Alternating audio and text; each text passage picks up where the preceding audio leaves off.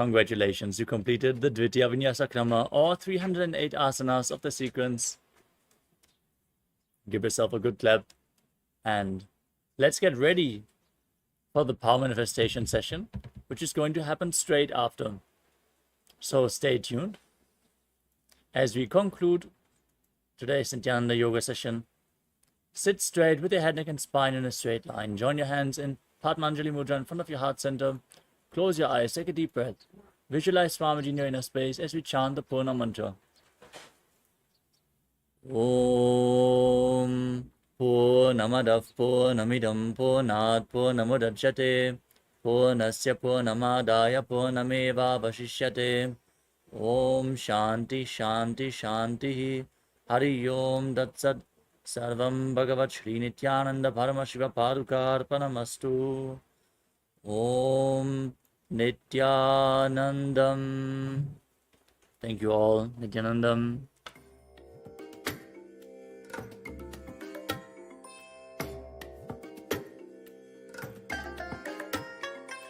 I bless you all.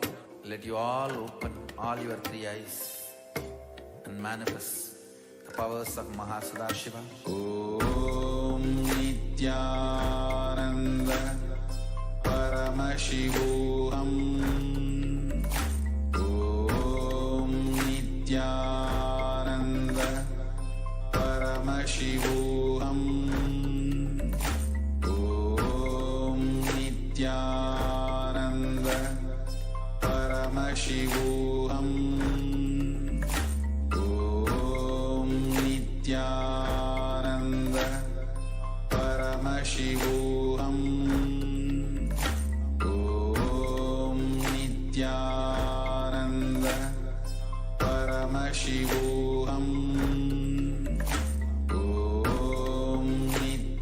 Om Nithyananda Paramashivoham. Om Nithyananda Paramashivoham.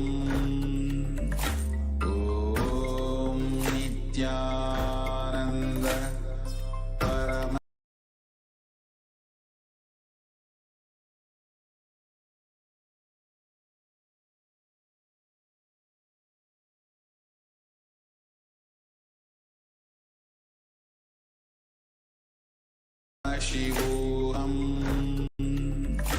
Om Nithyananda Paramashivoham. Om Nithyananda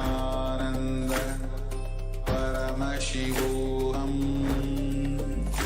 Om Nithyananda Paramashivoham. Nithyananda Paramashivoham. Om Nithyananda Paramashivoham.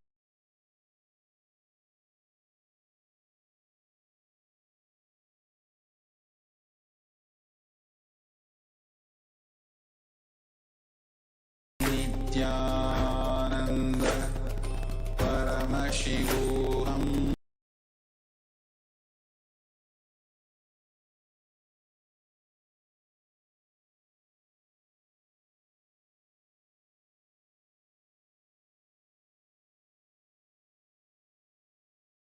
Paramashivoham. Om Nithyananda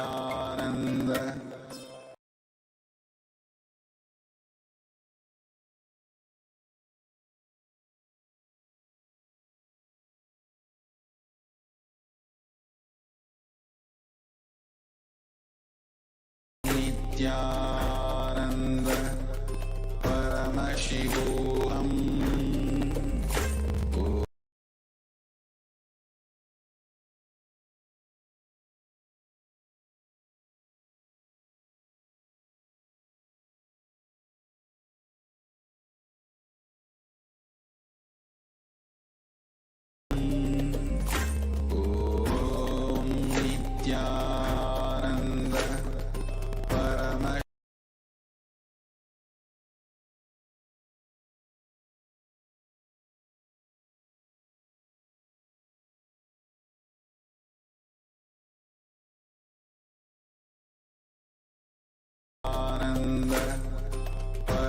Paramashivoham.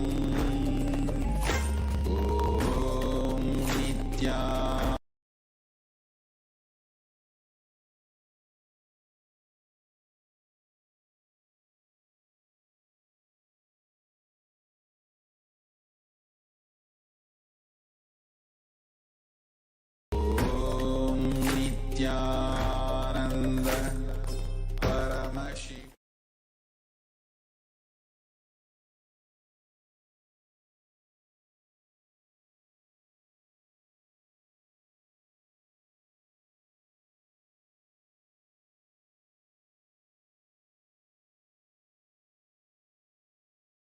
लक्ष्यम् एकं नित्यं विमलमचलं सर्वदी साक्षिभूतं भावाति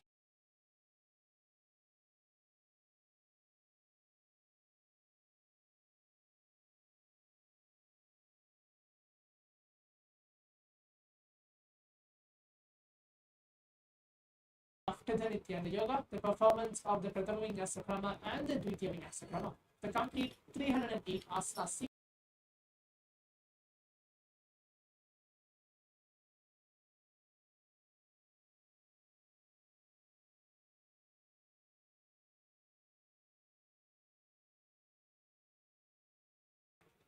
As today is the day 19 of the Paramashivoham season 4 level 3, we will receive Swamiji in the form of Bhiksha.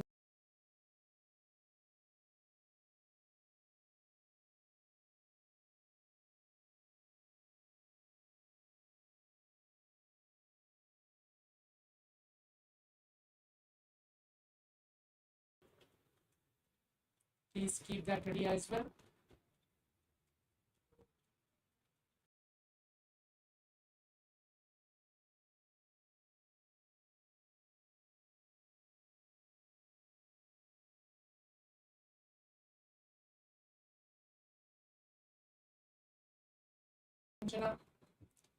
Everything beside you, and keep your eye bands ready as well.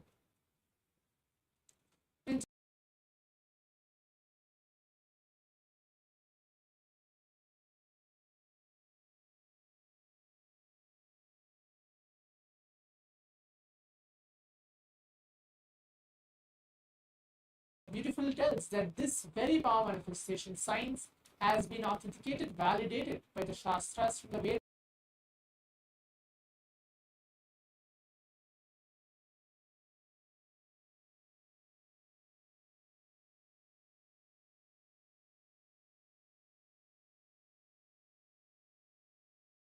यस्य तिष्ठन्मीलितलोचनः क्रमेण मनसि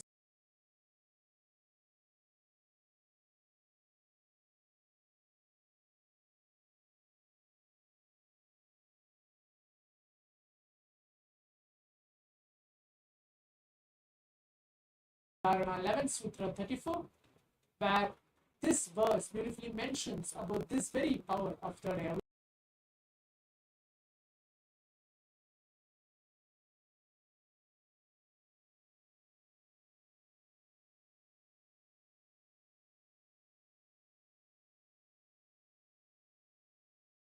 Any movement, having your eyes closed in succession, by that stability of the mind and inner space, through the power of the third.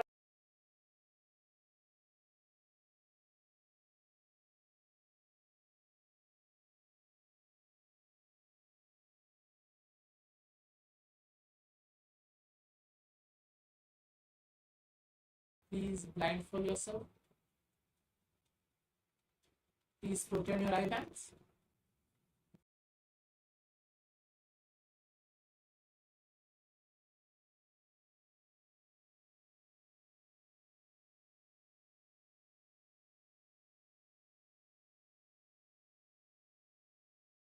Around you is Paraksha, whether you are manifesting or not, whether you are actually seeing what is getting revealed to you. Everything just get across.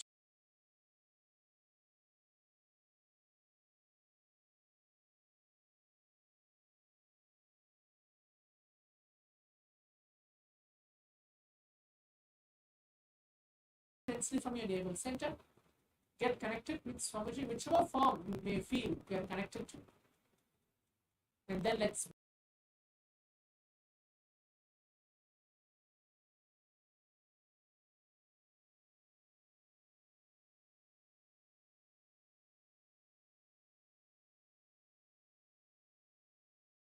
Paramashivoham.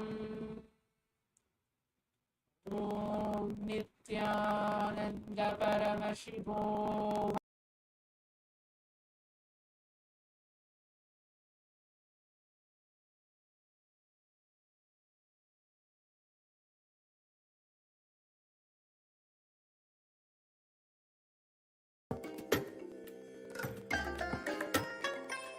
I bless you all. Let you all open all your three eyes.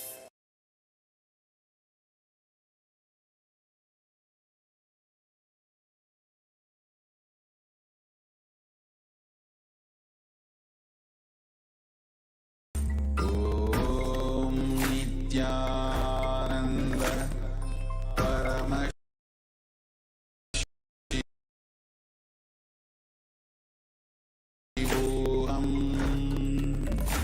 Om Nithyananda Paramashivoham. Om Nithyananda Paramashivoham. Om Nithyananda Paramashivoham. Om Nithyananda Paramashivoham. Om Nithyananda Paramashivoham.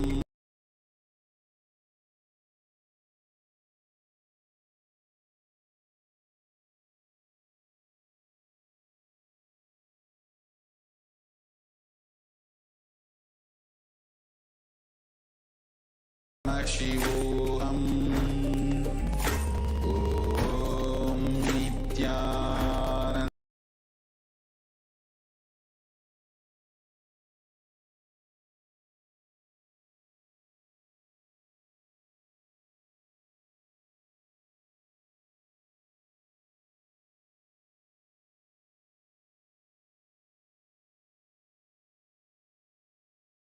Om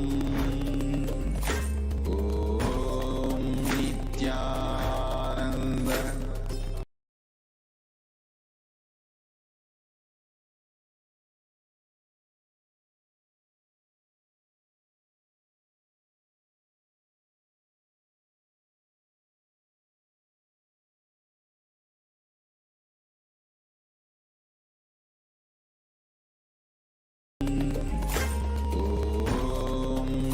Nithyananda Paramashivoham.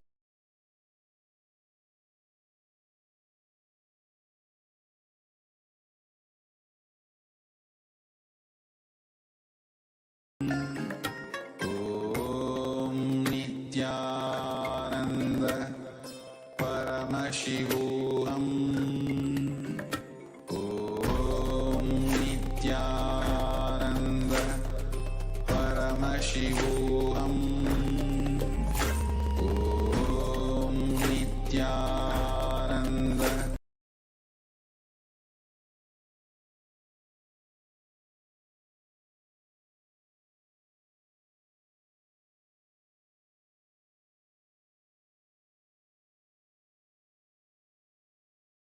Nithyananda Paramashivoham.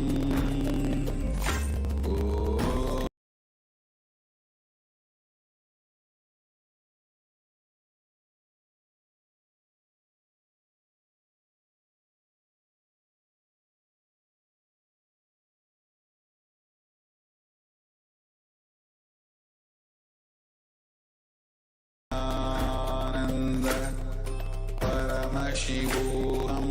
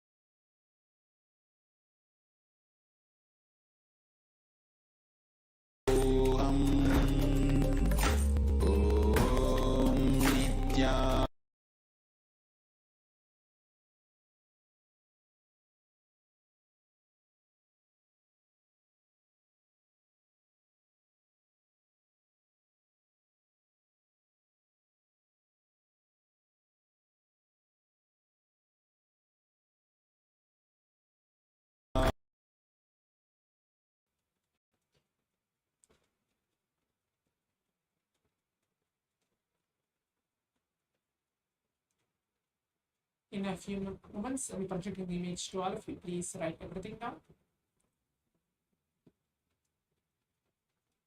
If you're able to see colors, pictures, or anything, please write everything.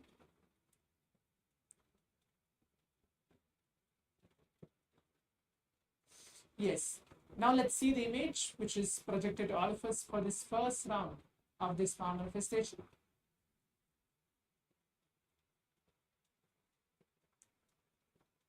As you can see, this is the image which is projected to all of us. The image was a ball, a complete like a round ball. It's an orange in color. There is a black stripe as well, and a white background. So if you're able to see all these maybe colors or a shape or a white background and whatever you're able to see, if you're able to get completely connected to this very picture, you're manifesting it, that's great actually. This is the image for this first round of the power manifestation. Now let's quickly go ahead and see what we have manifested before we move on to the round 2 of the power manifestation. If you're actually manifesting it, you quickly go ahead and post your experience as well in the social media or in the Zoom rooms telling yes, I'm able to see this and this is what I'm manifesting in this first round of the power manifestation.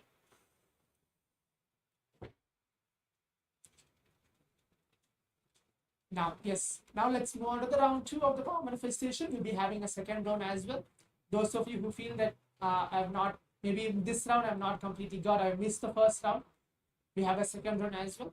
Please keep your eyes closed. Remember, Swamuji, never in a space.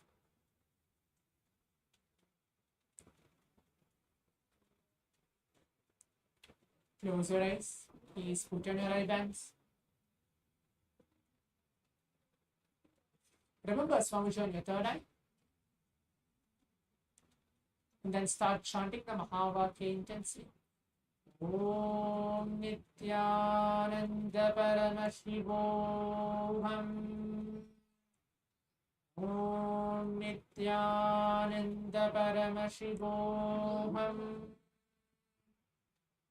Om Nithyananda Paramashivoham. Now I'm going to project the image to all of you for this second round of the power manifestation. Please keep your eyes closed.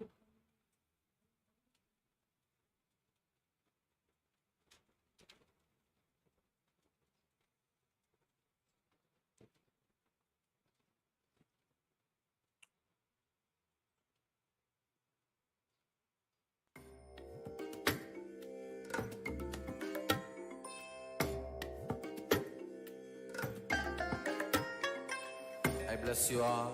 Let you all open all your 3 eyes and manifest the powers of Mahasadashiva. Om Nithyananda Paramashivoham.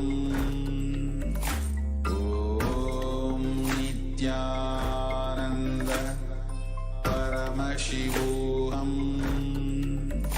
Om Nithyananda Paramashivoham. Om Nithyananda Paramashivoham. Om Nithyananda Paramashivoham. Om Nithyananda Paramashivoham. Om Nithyananda Paramashivoham. Om Nithyananda Paramashivoham. Om Nithyananda Paramashivoham. Om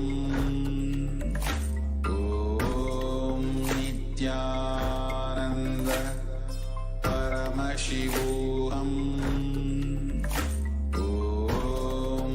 Om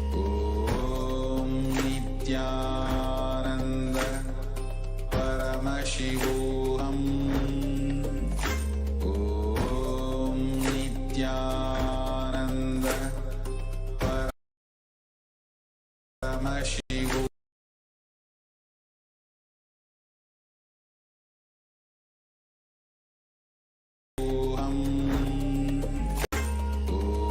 Om Nithyananda Paramashivoham.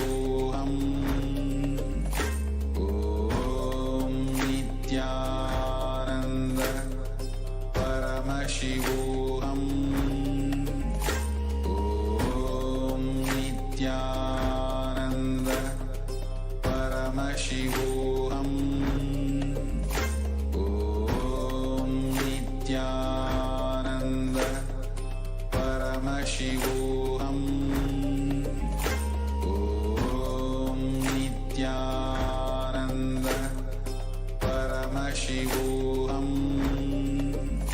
Om Nithyananda Paramashivoham. Om Nithyananda Paramashivoham. Om Nithyananda Paramashivoham. Om Nithyananda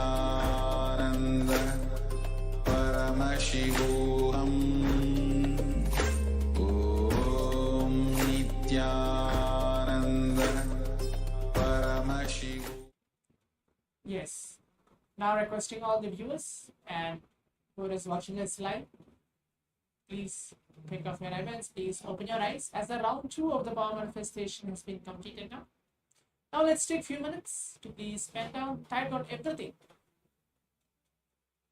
which is revealed to each one of us through a third eye. Make sure in the second round of the power manifestation you write everything down, whatever you're able to see. If you're not able to see anything as well, it's okay. Whatever you're able to see, colors, pictures, including a darkness, if you're able to see just complete black, you can type that out as well. Write that down. As Swamiji very beautifully tells that Paramashiva is always in detail. So if you write down everything in detail, whatever Paramashiva Swamiji actually is showing each one of us, that will be more good. Please write everything down. In a few moments, I'll be projecting the image to all of you to see what is actual image which was chosen for all of us for the second round of the power manifestation.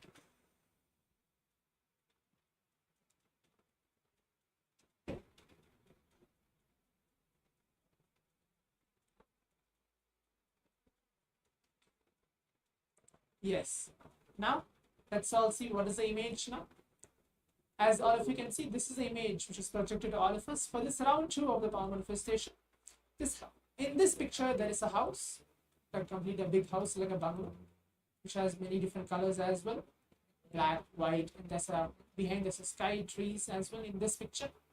So if you're able to connect and if you're able to manifest in the second round of the power manifestation, you can quickly go ahead and share your experience as well on the social media or wherever you are watching for in this second round of the power manifestation.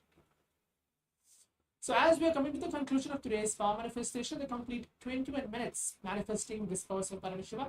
Before we move on to the next session, let us all take a few minutes to post our experience, share our experience and what we have manifested today in today's power manifestation, the day 18 of today's Paramashivoham on the social media. While you're posting your experience, you can tag Swamiji's account as well. Either you're posting on the Facebook, Instagram or Twitter. Please tag Swamiji's account and then share your experience, how you're able to manifest in today's power manifestation. Now, we'll be moving on to the next session. We have a long day today to receive Swamiji in the form of Bhikshadana Murti. Today is day 19 of the Paramashivoham. Now we'll be moving on to the next session. Stay tuned. Thank you. And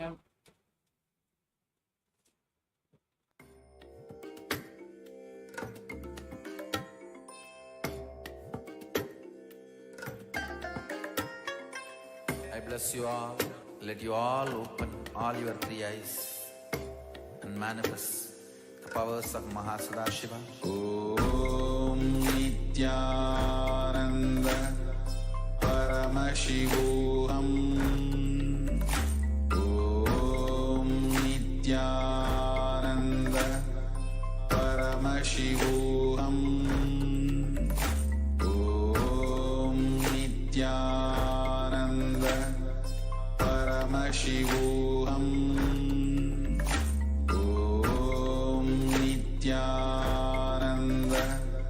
Paramashivoham. Om Nithyananda Paramashivoham. Om Nithyananda Paramashivoham. Om Nithyananda Paramashivoham.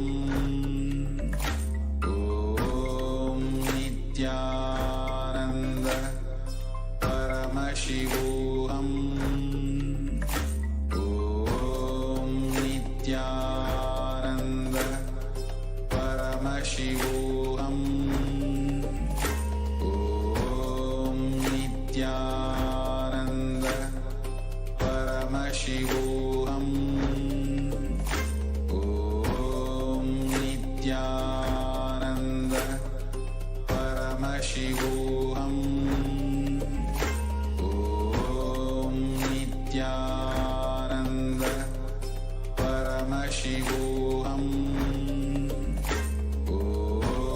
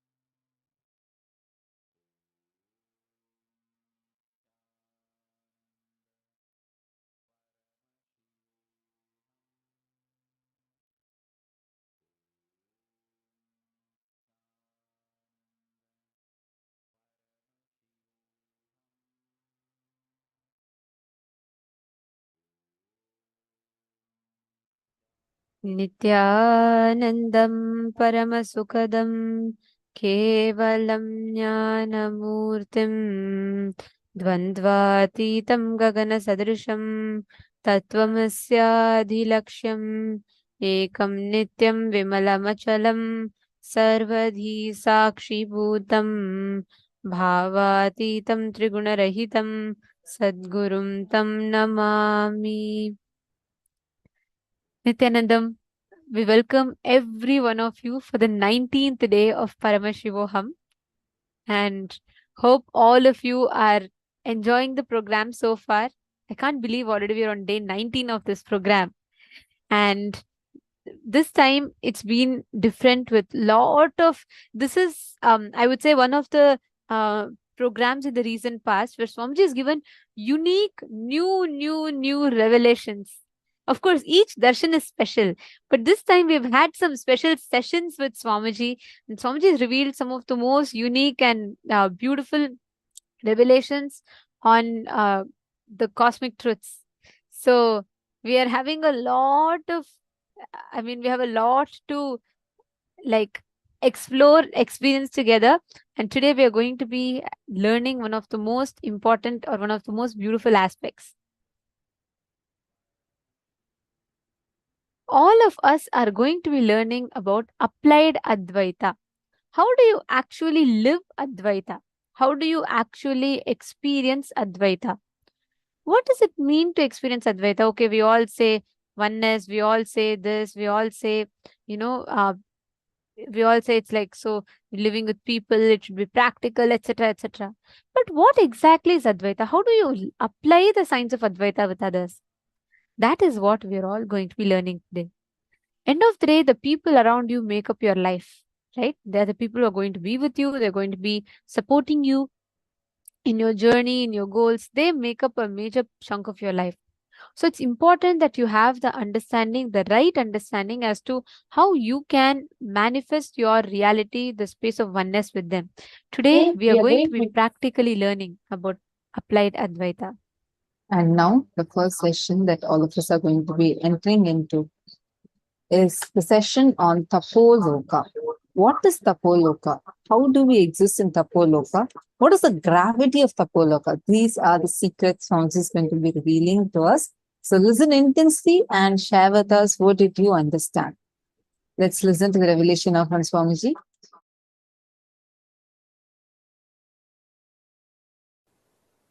All of you have your presence in all 14 lokas.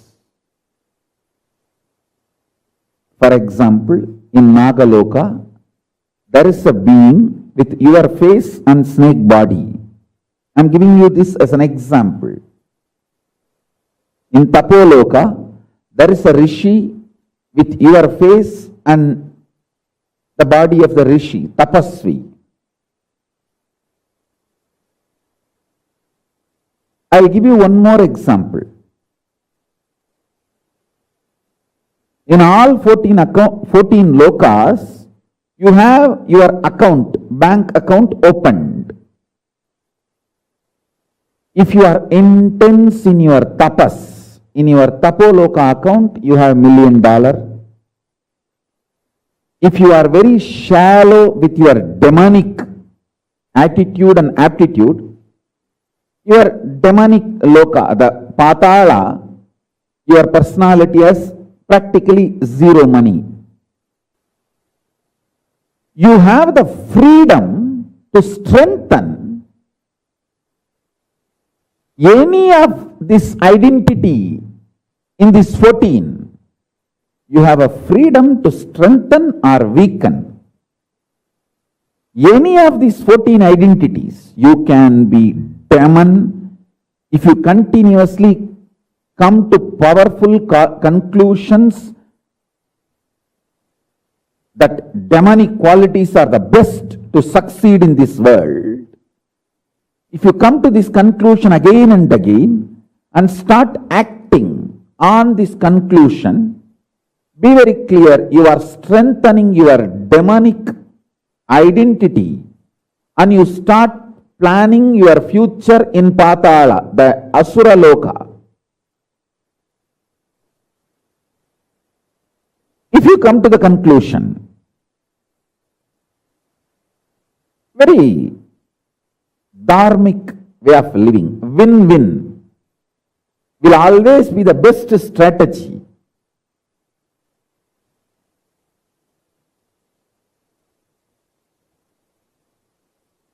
For success in the life. Whenever you come to the conclusion, hey, I should also win, he should also win. That is the best strategy to achieve success in the life. And you start executing those strategies, those conclusions. Then your personality in Swargaloka gets strengthened, and more your intensity in Swargaloka gets strengthened, and you start manifesting your future time in Swargaloka. And if you feel tyaga, giving up,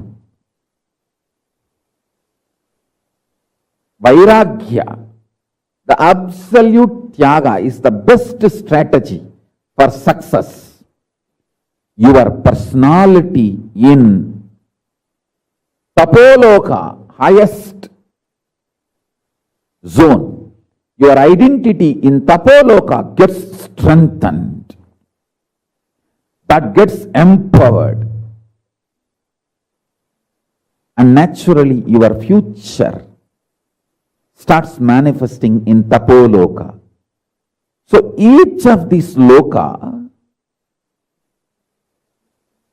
opens up for you based on the powerful conclusions you arrive, based on the actions and activities you do.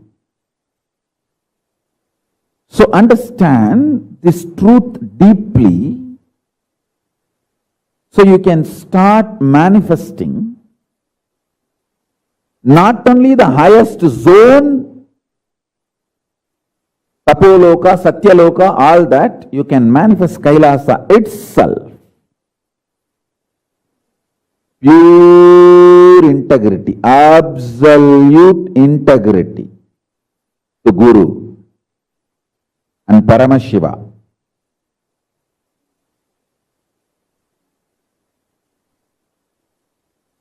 Guru is the manifest form of Paramashiva. Paramashiva is unmanifest source of Guru.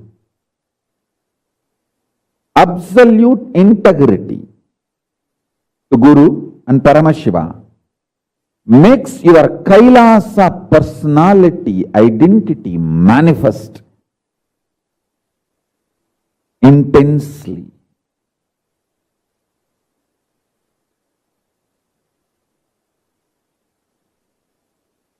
Listen carefully. If you come to the powerful conclusion in your life, if you conclude, win-win is always the best strategy for success.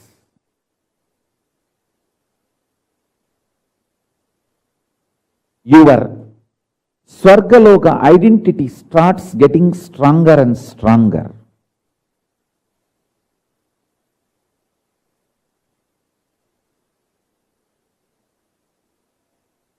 If you conclude complete vairagya, tyaga is the best way to succeed,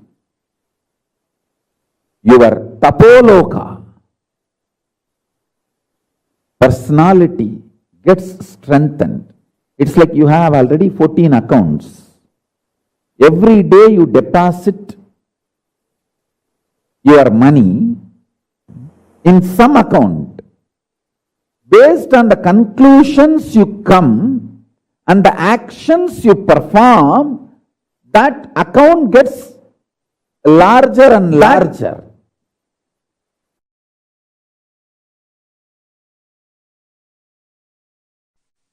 Listen, if you are experiencing oneness, it is Maharloka. If you are experiencing oneness during the multiple expression, even though there are many people, But you know you are in all of them. That is Jana Loka. Even if you listen to these powerful cognitions, you will be irreversibly empowered.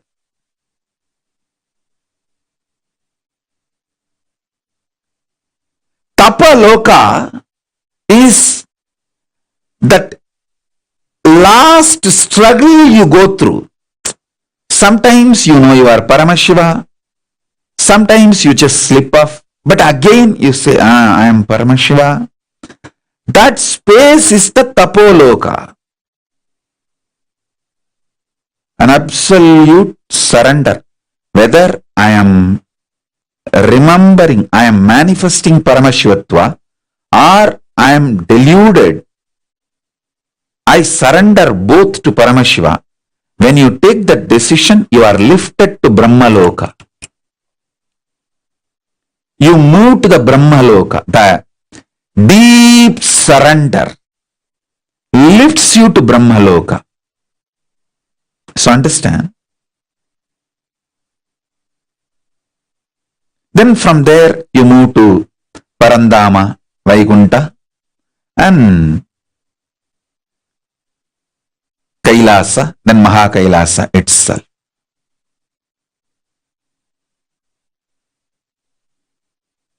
I can project this, a simple kind of a drawing to give you a rough idea about how the lokas are placed. It's not to the scale or to the it is just a rough introduction, kind of an idea it can give you. You can see the Jambudvipa is the known world where we all are now. All human beings, all of us are now in Jambudvipa. Suvar Loka is absolute youth, excitement, energy, absolute power, bliss, no boredom, no tiredness, eternal life, Amara Loka, eternal life. Time does not tire you, frustrations does not bore you, failures do not age you, because they all don't exist in Suvar Loka. Then the higher Mahar Loka is the possibility of the oneness, consciousness manifests. You get the glimpse of oneness in Mahar Loka, and Jana Loka, rooted on the oneness, you experience multiverses. That is the Mahar, the Jana Loka. Tapo Loka is like a literally last minute, last moment before entering into the ultimate.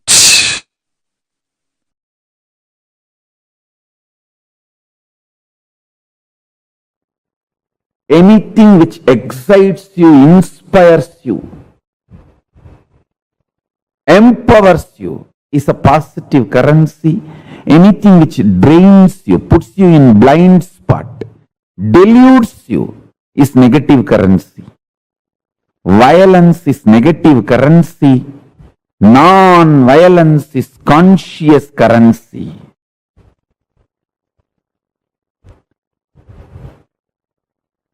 I tell you, your brain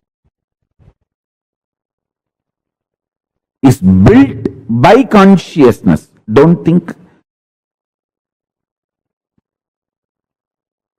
brain builds consciousness. No.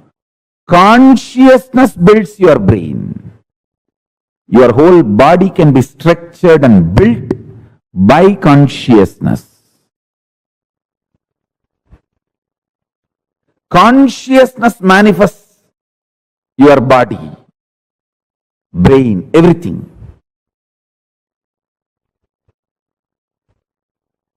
This conscious currencies will help you to live in any zone you reach. For example, a person non-violent and non-stealing can live as long as you want in Tapo Loka, higher zone, where the peaceful beings exist.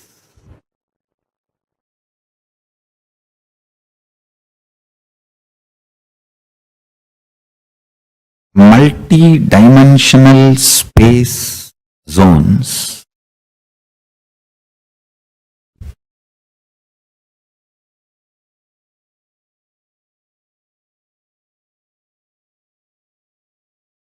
by understanding its existence, by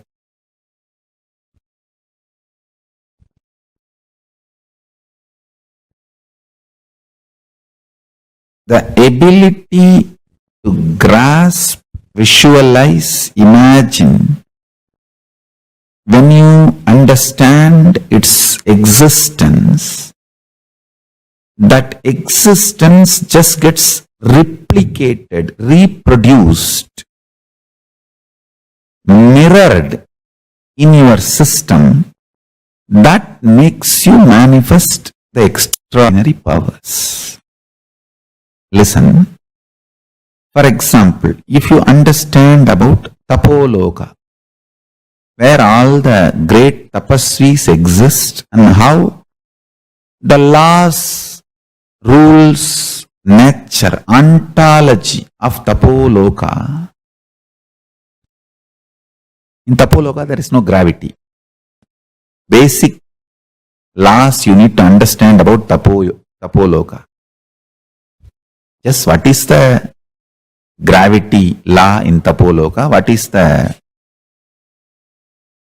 electromagnetic laws of Tapo Loka? And what is the weak nuclear force and what is the strong nuclear force of Tapo Loka? That's all. Just that four natural force we understand here in the planet Earth. The same thing if I apply to Tapo Loka and make you understand, just that understanding and visualization, the multidimensional logic of existence is such. Brahmavit Brahmaiva Bhavati. Just by knowing, you become that. Understand? Knowledge and becoming is separate only in binary logic, this world. Knowledge and becoming is one and the same in higher dimension zones. All those higher space,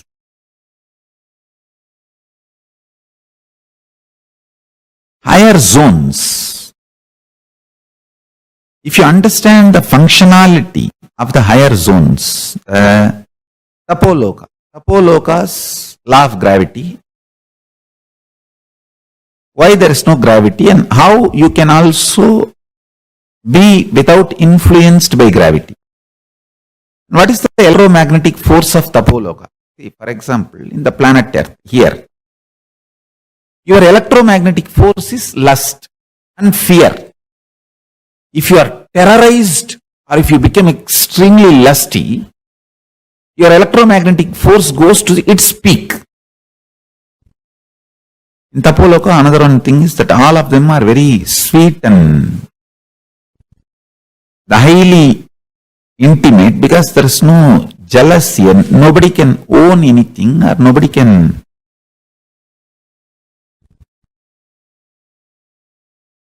there is no individual understanding of ownership and possessiveness. The whole Tapo Loka belongs to whole Tapo Loka citizens.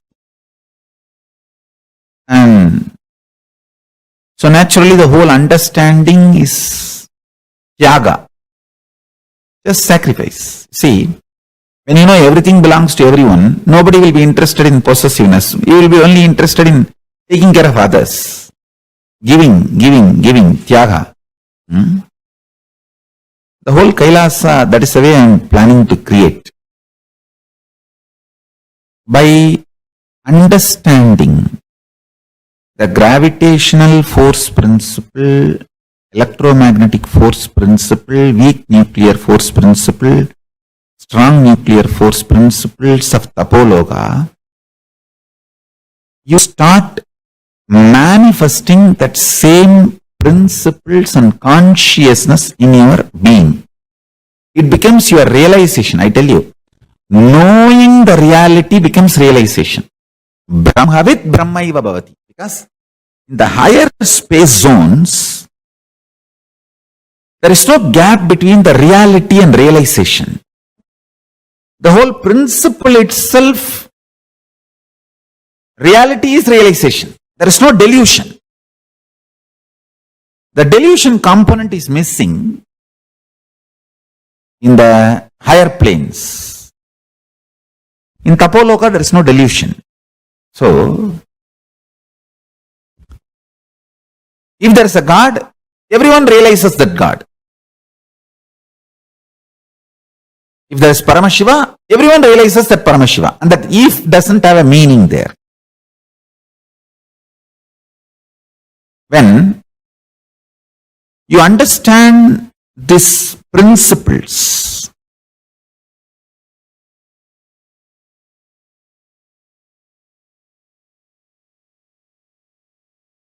with the, in this planet Earth, understanding does not become you becoming that. Because you have so many SDHD, self-doubt, self-hatred, self-denial and all these problems. Even if 2-3 times Paramashiva proves he exists, you will say all the 2-3 times is coincidence. I think I need more convincing proof. All that is planet Earth binary logic. But in the higher space zones, reality is realization. If you are looking inside what you feel as I, that is Dwadashanta, where Paramashiva is sitting, residing. So look inside that Chidambara, where Paramashiva is residing. For you to look inside, you need a deep love for yourself. Because if you have love for yourself only, you will not have guilt, pain, DHD, beating yourself. All that you will not be doing, you will be able to penetrate deeply into Chidambara. If you penetrate the Chidambara also, you will manifest the same powers. If you penetrate the Mahakasha, see, Chidakasha is the space inside your consciousness. Mahakasha is the space outside. Any one, if you penetrate, you will understand the gravitational force, electromagnetic force, weak nuclear force, strong nuclear force principles of Sri Kailasa or Tapo Loka, any higher zones. Initially, usually you will understand only Tapo Loka. Directly you will not be able to reach Kailasa. That is too big, too much.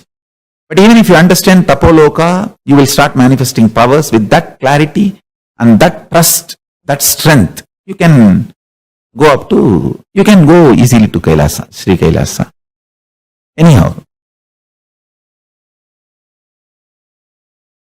when you understand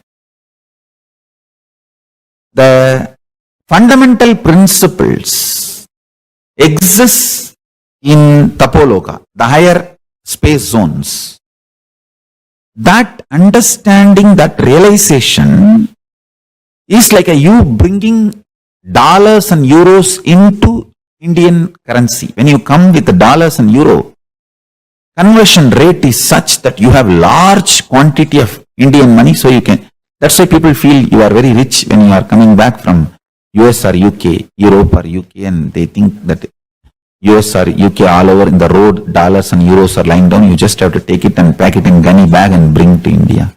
Indians always feel that NRIs are too rich and they expect you to do everything for them, especially if some of your brother's family is in India and you are in US, earning in US and UK, they expect you to take care of them completely because they feel that a whole US road is filled with dollars and euros. You just have to bring gunny bags from India and just dump all these dollars and pack it and seal it and send it in the ship for them.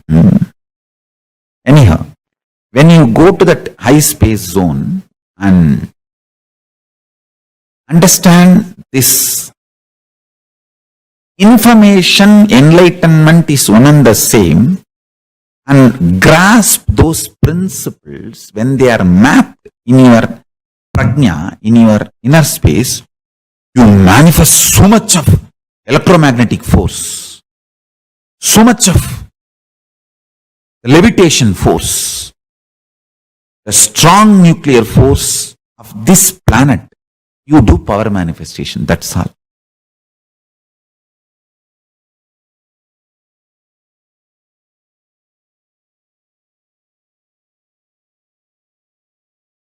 Ishvara manifests in Jiva if the delusion about the Jagat is removed. Information can become enlightenment just if the delusion can be removed by any which way possible. Understand this.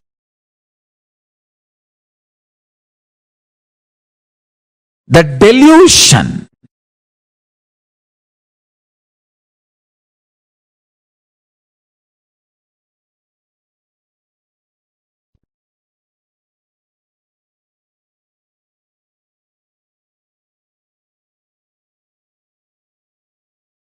if it can be brought down, information can become enlightenment in you. I'll give you a simple introduction. The gravitation rule. Listen, gravitation theory in Tapo Loka is nothing but, see, tapa, exact word tapa means burning. Your ability to burn your thoughts, your ability to burn your thoughts liberates you from gravity of Tapo Loka. Listen, if you have too many thoughts, you will feel heavy. If the number of thoughts inside you is less because of unclutching, unclutching is the ultimate burning. Tapo Loka, gravity will not pull you down. You can just levitate and master the power of gravitational force in Tapo Loka. Then principal forces and the theories for Tapo Loka. Gravitation theory for Tapo Loka, electromagnetic theories for Tapo Loka, and weak nuclear force principles for Tapo Loka, strong nuclear force principles for Tapo Loka. I'll give you all the four for Tapo Loka. Understand? The electromagnetic force of Tapo Loka is burn your stomach with mantra without adding any solid. Nirahara Samyama. All this with a reason only I have designed. Nirahara Samyama.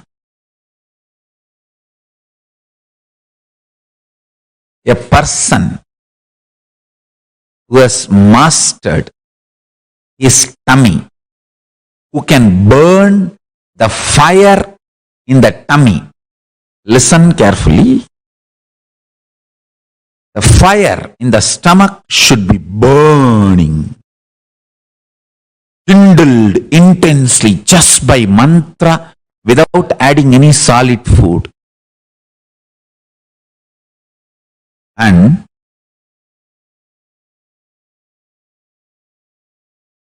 you feel like really you can't handle anymore, you may faint, add liquids, juices. Try this for a few days, then you will understand what I am talking. Listen. The electromagnetic force in Tapo Loka is kindled in you by not having the habit of solid food eating. I tell you, whoever prepares their body, their system, without having solid food regularly as a lifestyle, they are ready, their body is qualified to be in Tapo Loka.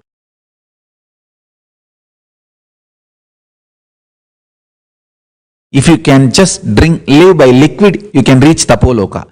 If you can live just by smelling the food, havis, that's all, nothing else, you can reach Kailasa itself, because in Kailasa only smell is the food. Only smell is the food. No other food.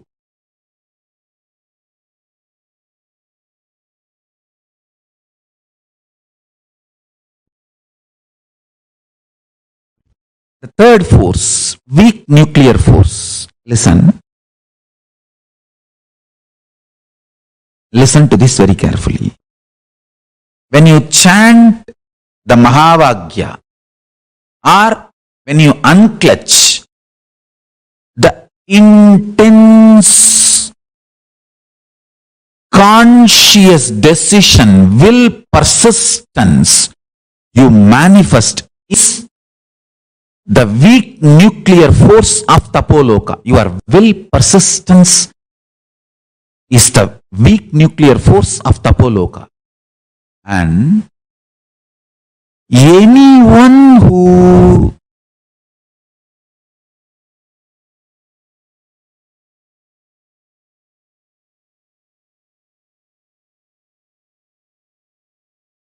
manifests the will, persistence, unclutches, or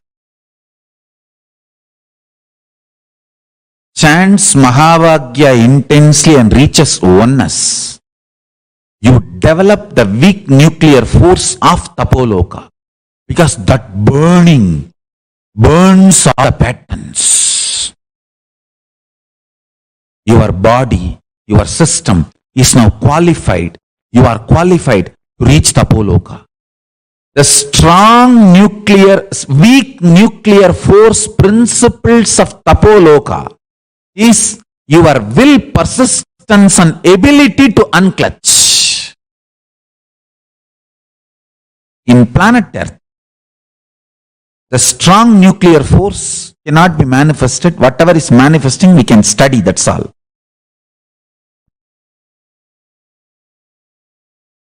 The strong nuclear force principles of Tapo Loka. In Tapo Loka, what is strong nuclear force and what is the principle? The absolute eternal bliss. Nithyananda. Your ability to generate Nithyananda in you is the principle of strong nuclear force in Tapo Loka.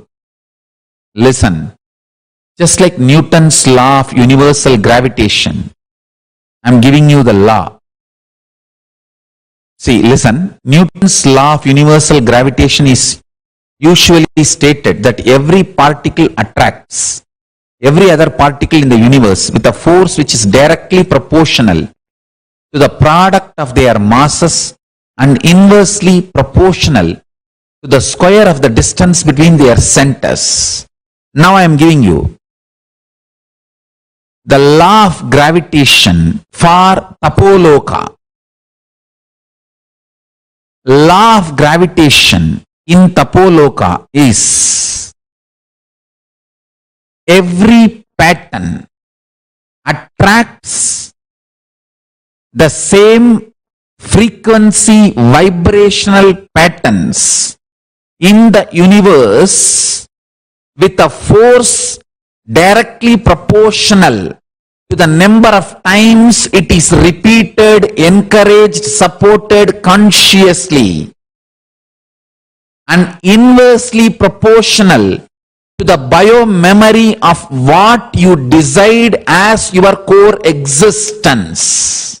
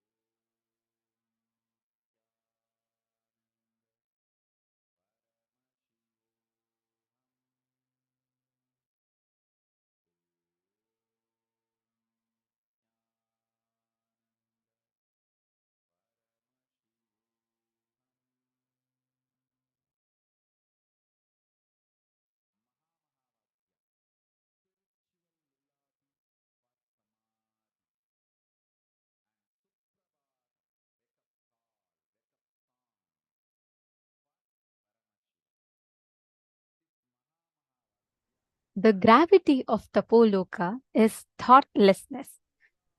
Swamiji here so beautifully took us all through, making us understand what is Tapo Loka like, the parallel universe of Tapo Loka.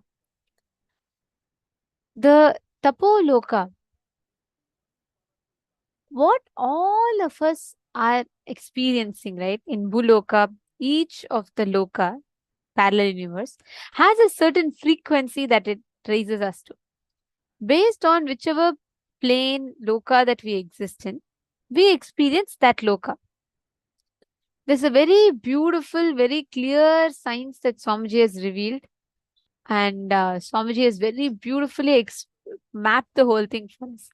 Understanding the parallel universe existence of Tapo Loka. How exactly do we exist? And what is our space of experience in Tapo Loka?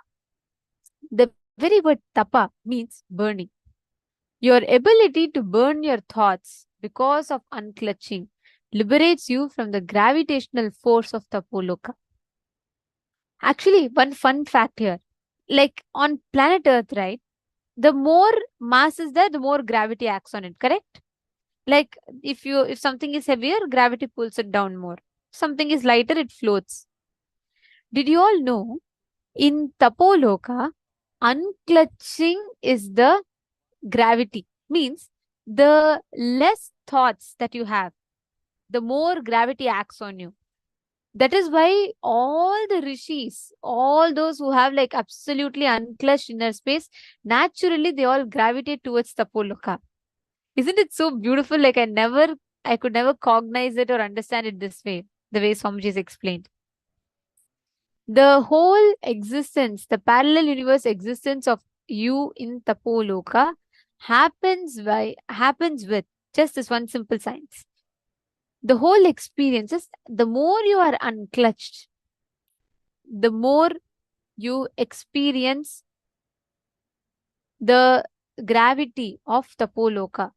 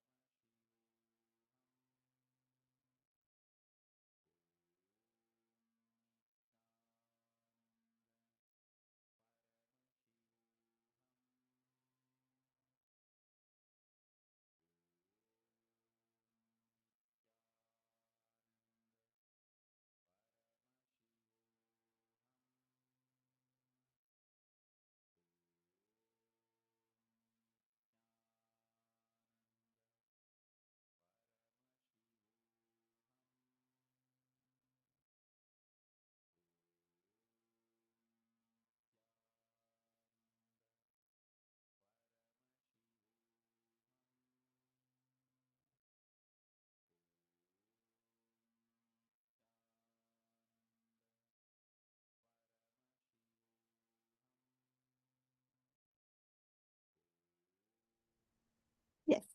The gravitational force of Tapo Loka is unclutched, which means the more and more you are unclutched, the more you experience the gravity of Tapo Loka acting on you.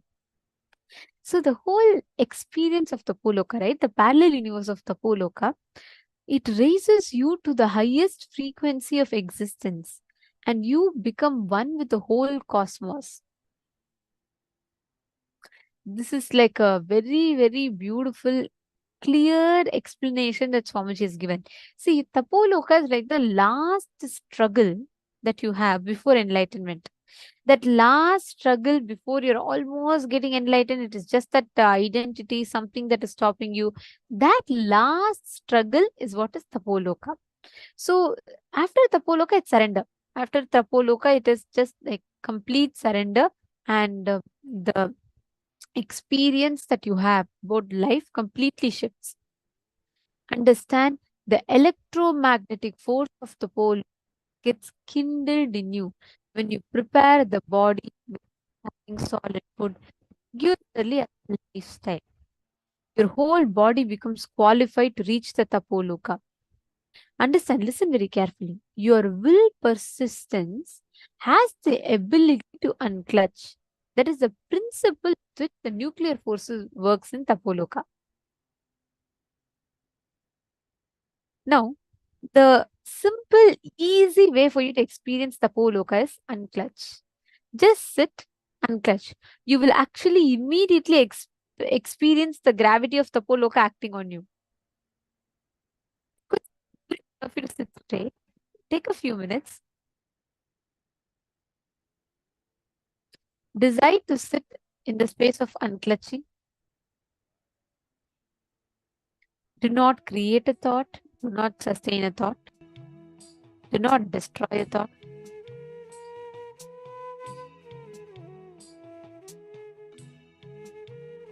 And completely unclutch.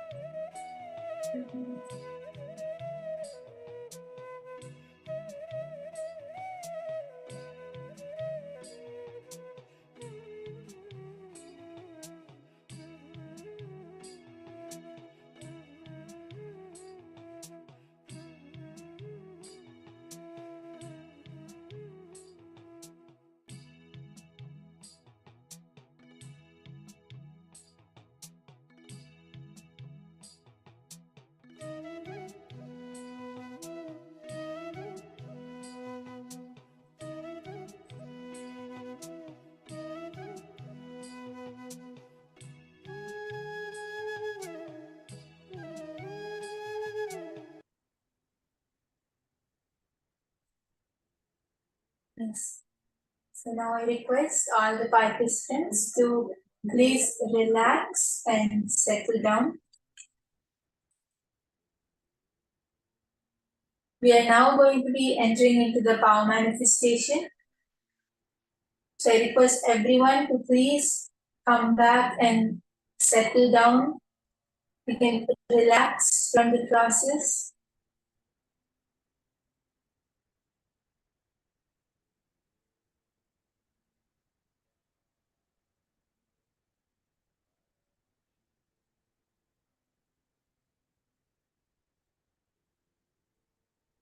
So now we are going to be entering into the power manifestation. And we are going to be manifesting a very interesting power. And the signs of manifesting the power means the cognition which we have to hold while manifesting power. That power is something which is very directly related to what we just learned. Swamiji just explained to all of us that if we have to, we all learned about Tapo Loka, right? That if we have to raise to the higher frequencies, if we have to go to the higher lokas like Tapo Loka, then we have to go beyond the gravitational force, right? And for that, we should be able to unclutch from all the patterns or the burdens or the heavy thought currents which we are holding inside us. And Swamiji gave us many techniques like liquid diet and different techniques Swamiji told for us to be able to do that. And now we are going to be manifesting the power of Kamacharitvam. And in this power also, all of us are required to be able to raise the frequency of our existence. Means we should be able to raise our frequency so that we can appear in another place. So this power of Kamacharitvam is the power where it's like how Swamiji had appeared as a Divya Sharira, right? All of you must be knowing the story of how Swamiji was in Adi Kailash, in the Pratiksha Pada Puja, and in Trishulam Adinam for morning yoga. In both the pictures, Swamiji appeared at the same time. So that is actually where Swamiji demonstrated this very power, where Swamiji appeared with his Divya Sharira, where he was in Adi Kailash, but he actually manifested this power and he appeared even in Trishula Adinam. And all of us can also see the photographic recording of it. So it is really beautiful. Like Swamiji showed all of us how it happens. And all of us are also going to be manifesting that same power at different levels. So we are also going to be appearing in another place.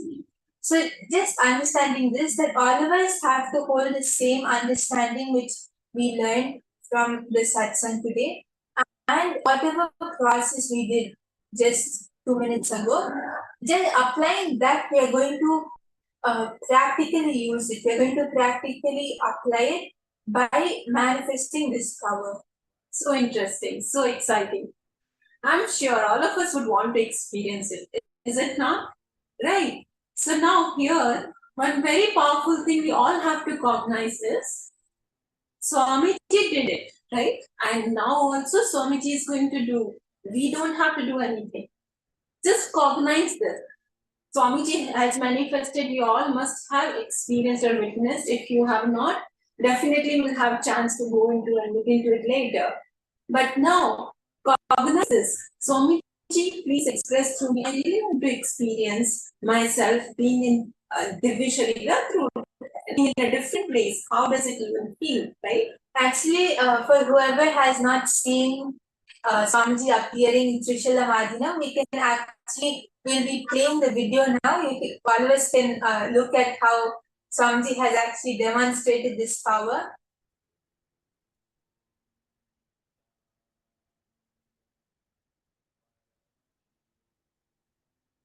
Yes, so we'll be playing the video.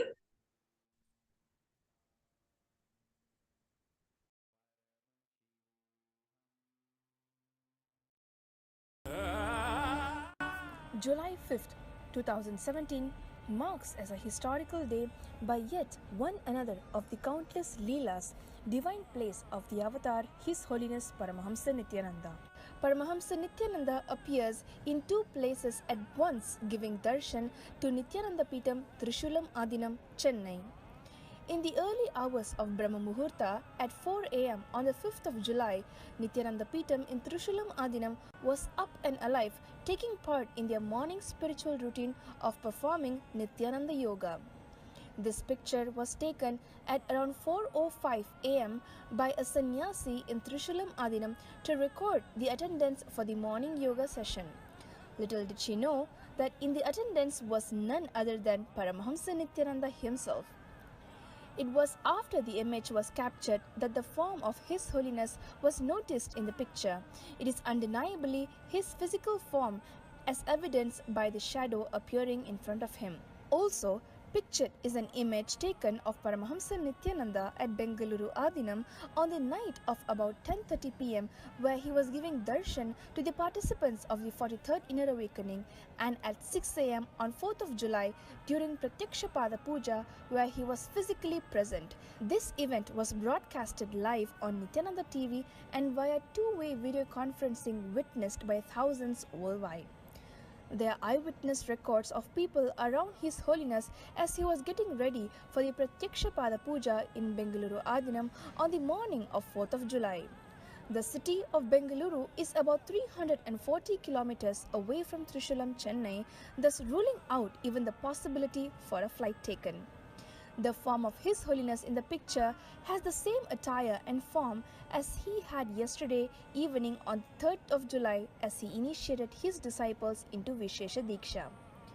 Srimad Bhagavatam, the Vedic scripture that precisely records and reveals the happening of various avatars of the past, present and future, describes the avatar in its complete form. Having clearly established that His Holiness was present in Bengaluru Adinam, hundreds of miles away from Chennai, the lucky group of devotees in Trishulam saw the same form of Paramahamsa Nithyananda as he was during the state of being in Samadhi yesterday after initiating his disciples in Bengaluru into the ancient Shaivite ritual of Vishesha Diksha. His Holiness Paramahamsa Nithyananda is seen adorning the sacred kavi cloth given to him by his Guru and Nithyananda Sangha's Paramaguru Arunagiri Yogeshwara, who is an incarnation of Sadashiva himself in Tiruvannamalai, Arunachala. Swamiji has blessed that huge positive explosion is going to happen in Trishulam. Sadashiva has assumed the same form to supervise and bless Nithyananda Peetam, Trishulam Adinam.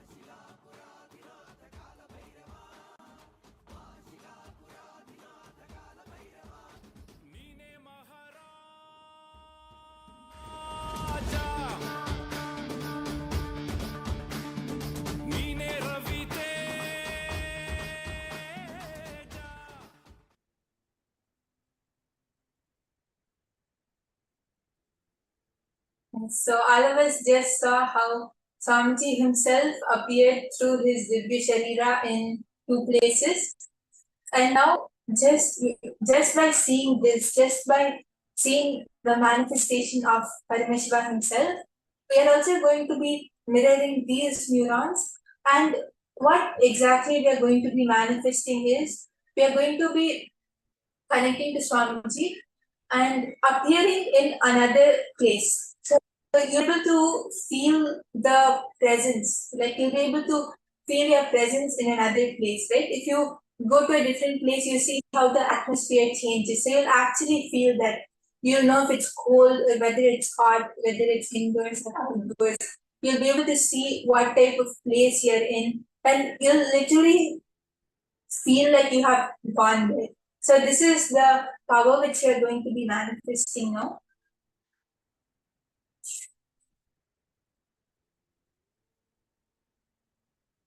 And now we are going to be starting with feeling how the atmosphere around us is and telling how is it. Like we are going to be, when we manifest the power of karma, there are many levels. Like first, you will feel that you are there, but the other person might not be able to physically see you or feel your presence, but you would be able to feel your own presence over there. Then as you keep manifesting, the other person will start feeling your presence. You'll be able to see the details, the colors, the activities, and soon the other person will be able to see you as well as you'll be able to see them.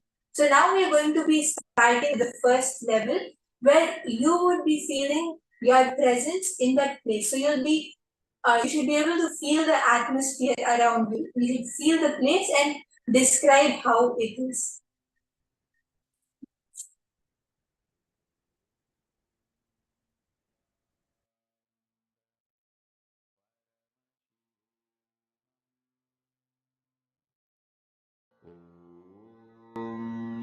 Nithyananda Paramashivoham. So I request all the participants to please connect to a partner. You can reach out to anyone in the Zoom room and connect to each other on the chat also.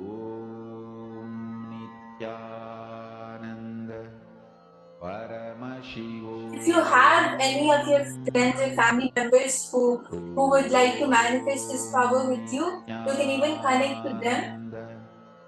And if anyone needs assistance, you can reach out to the co-acharya of your room. If you need help in connecting to a partner, Paramashivoham. Om Nithyananda Paramashivoham. Om Nithyananda Paramashivoham. let's now request all the participants to ask your partner to give you one particular place without revealing its details or whereabouts. Just the name of the place, that it can be their house or the name of the place without telling where it is or any details about it.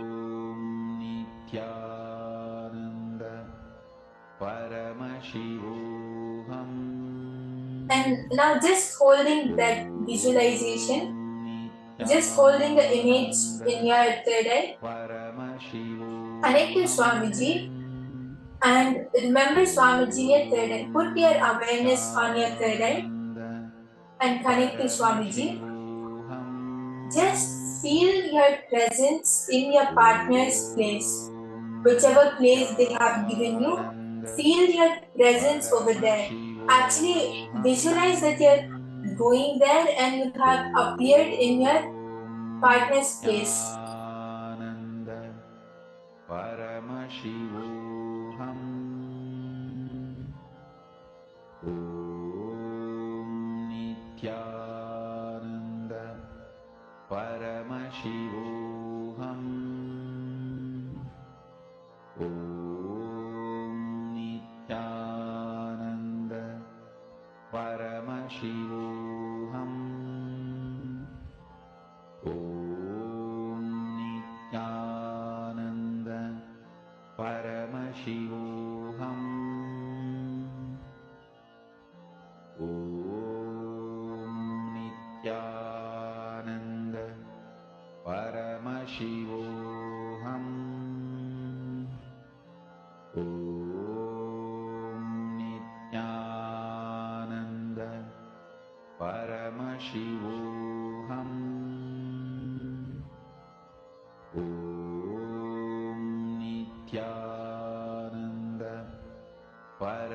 Paramashivoham.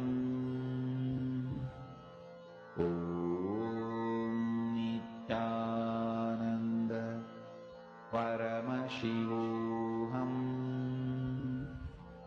Om Nithyananda Paramashivoham. Om Nithyananda Paramashivoham. Om Nithyananda Paramashivoham.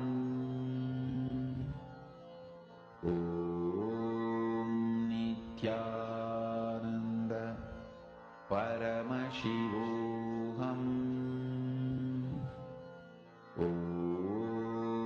Nithyananda Paramashivoham. Om Nithyananda Paramashivoham. Om Nithyananda Paramashivoham.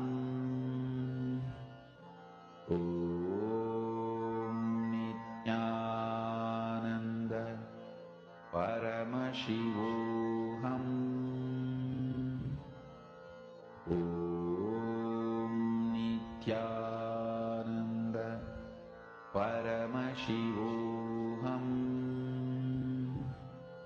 Om Nithyananda Paramashivoham. Om Nithyananda Paramashivoham. Om Nithyananda Paramashivoham. Om Nithyananda Paramashivoham. As you are manifesting and you are able to feel your presence in in your partner's place, you can start penning down the details of how are you feeling that place is. You feel it's windy or it's dry or it's hot or cold. Is it indoor or is it outdoor? What type of atmosphere is present around you? You can start noting down all those details.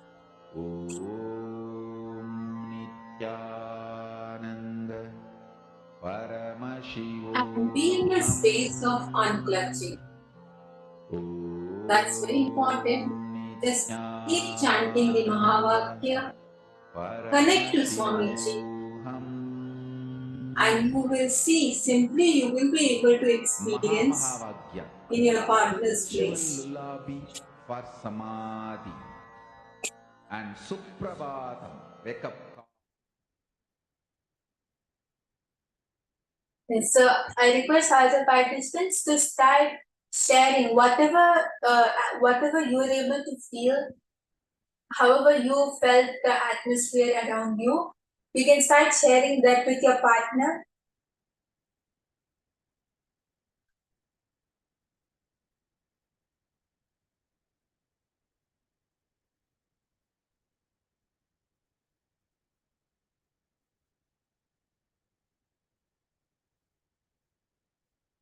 Lullaby for Samadhi and Suprabhatam, wake up song for Paramashiva in me, for Paramashiva to manifest. With this one spiritual powerful cognition, chant this Mahavagya.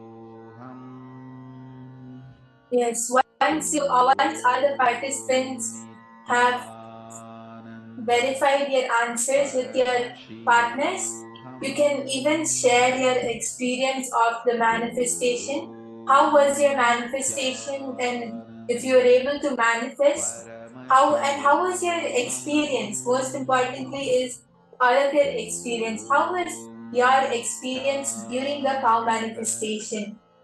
Did you actually feel the lightness in you, and were you able to feel that you were able to feel your presence? You can all share your experience of the manifestation. Nithyananda Paramashivoham. Om Nithyananda Paramashivoham. Om Nithyananda Paramashivoham. Om Nithyananda Paramashivoham. Om Nithyananda Paramashivoham. Om Nithyananda Paramashivoham. Om Nithyananda Paramashivoham. Om Nithyananda Paramashivoham. Yes, so it was a really nice manifestation, and all of you can also post your experiences of how were you able to manifest, right? After you confirm the answer with your partner, you can, after you verified it, you can post your manifestation on the chat. How were you able to manifest, and what was your experience? Right? The most important thing is your experience of the manifestation. Were you able to feel light inside yourself? Was your being feeling light? Did you feel that you actually appeared in your partner's place? You can all post your experience. And even if anyone feels that I was not able to manifest or I was not able to feel anything, it's completely fine, because we are going to be practicing this power more and more throughout the day. And just the decision to sit and manifest by itself is a manifestation, because Swamiji is waiting to flow through all of us. And the moment we give a yes to Swamiji, the moment we say yes to Swamiji to manifest through us, at that time itself the manifestation starts happening. It might take some time to be shown outside and to be projected outside, but the manifestation starts. And now we're going to be moving on to the next session, where we will be learning from Swamiji about what is karma.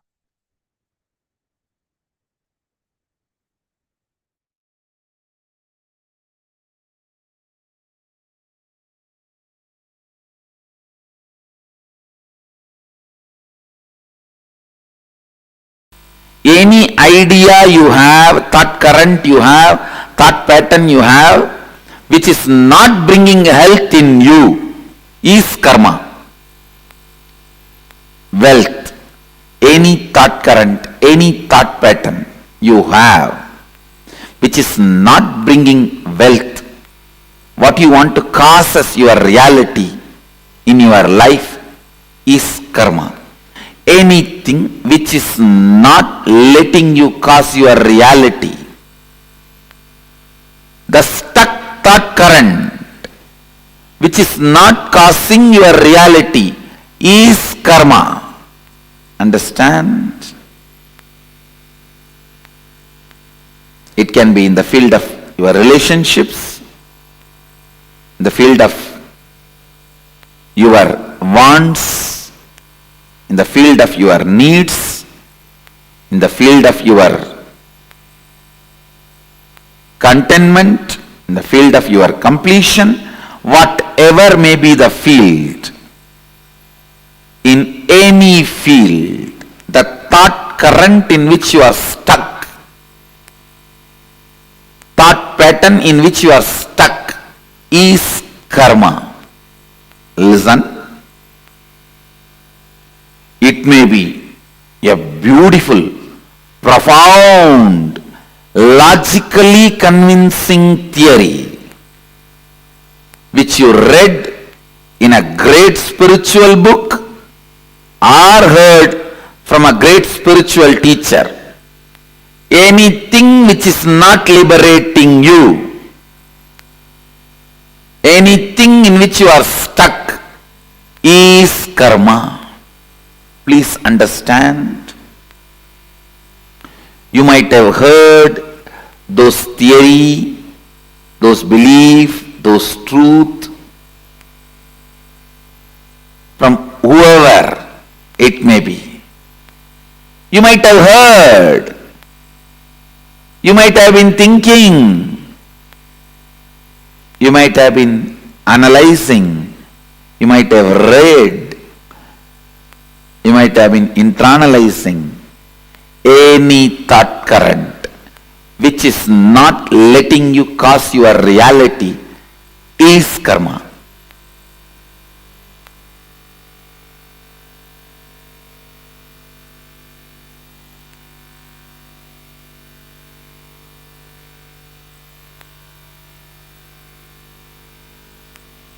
There may be tons of books you would have read on medicine, but if you are not out of disease, the thought pattern, thought current you built with all your knowledge is only karma.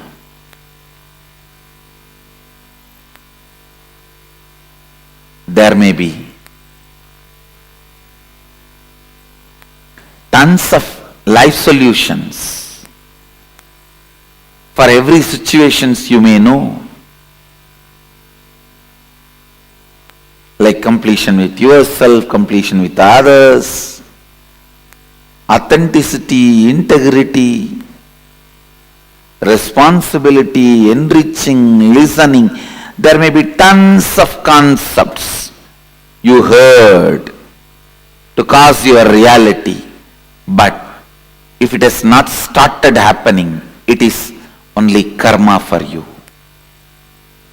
Listen.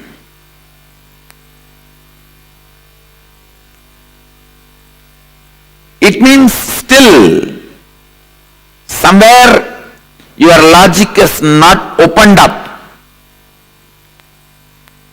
Any thought current which makes you feel stuck, suffocating, caught is karma.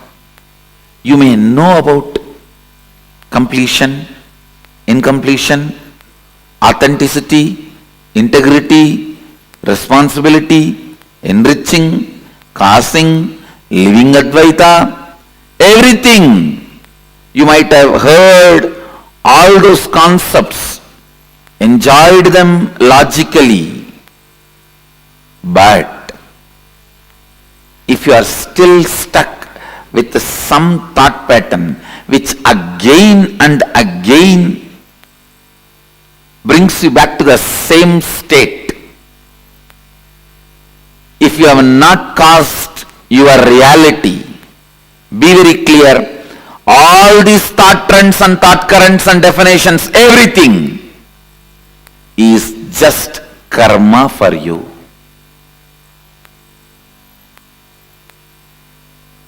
All the concepts. So karma is not just one part of you. It is the whole net on which you are bound.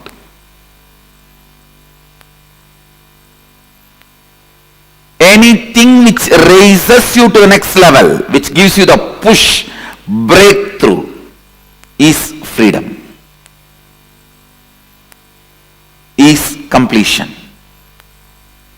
understand, if you have come expecting definitions about karma, whether it is Pitrudosha, Nagadosha, Sarpadosha, Snake dosha,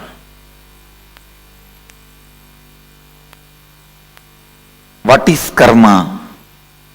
You are wrong. Listen. Any thought current or pattern, thought pattern or lifestyle in which you are stuck, your reality is not caused, is karma. Any thought current, thought pattern which gives you a breakthrough, push to the next level of your reality, which is making you cause your reality, is liberation, is completion.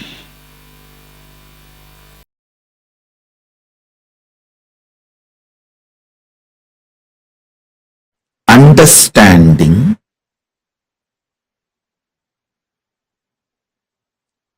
the cosmic flow of life, like karma,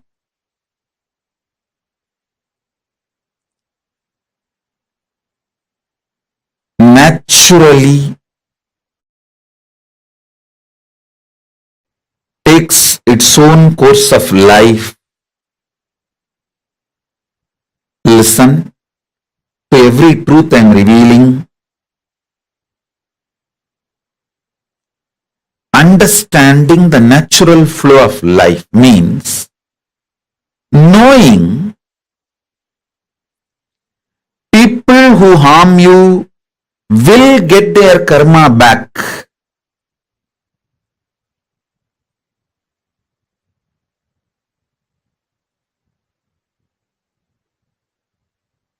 People who support you will get their punya back.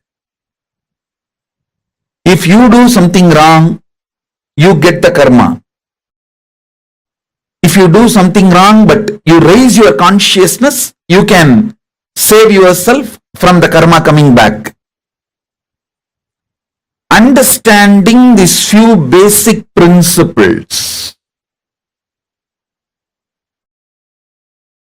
takes away tiredness, boredom, decision fatigue from your head. Listen, decision fatigue is nothing but cherished revenge, frustration by coming to a conclusion, world is not fair. Listen, when you feel world is not fair, you block the flow of energy through you. You block your Shakti. You fall into frustration. Naturally, that leads to decision fatigue. Understanding world is just dharmic. Having simple eyes to see how the karma comes back,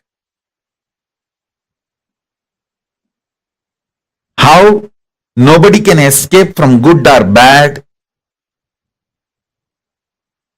Understanding this basic truth takes away all decision fatigue, frustration, anger about life, vengeance you cherish about people and life, known, unknown, all that just taken away.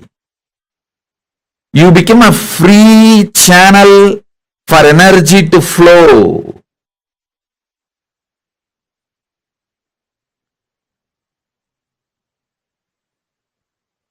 Listen.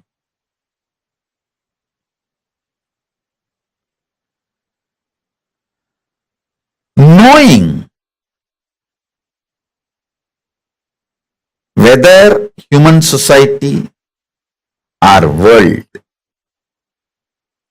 nature,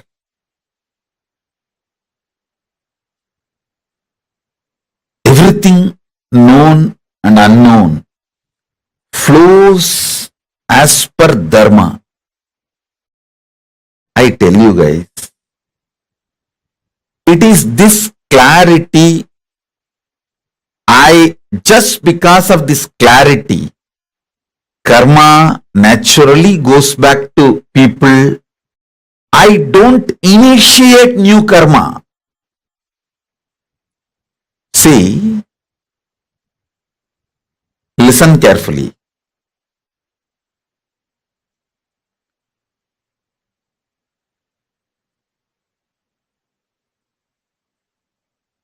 This is one of the biggest confusion, all those so-called logical brains. People try to tell, maybe, see, when I tell them, hey, don't kill the goat and eat, next janma, the goat will come as a human being and kill you and eat. They say, maybe Swamiji, last janma, the goat killed me and ate. That is why now I am killing the goat and eating. Stop initiating new karma. Then your Kundalini will be awakened. You will have the Shakti to see the flow of whole life. Stop this idiotic justification for initiating new karma. Listen carefully.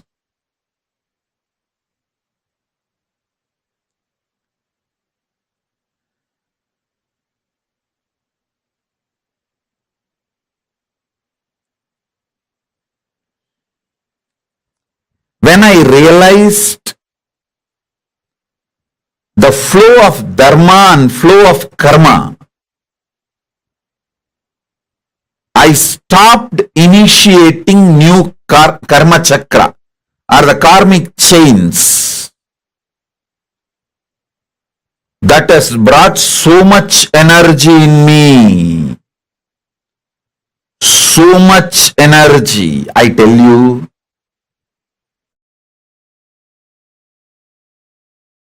Every time I start having larger visualization, larger plans, larger work. Every time when people try to hit me, persecute me, I flare up and become larger than their imagination.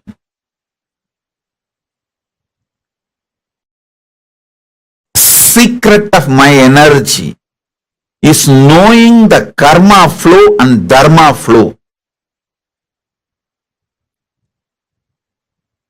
I just know you don't need to initiate anything to take revenge on people. Initiate, focus everything to protect you and creatively contributing. That's all. You protect yourself, for that you can do everything. And go on contributing creatively.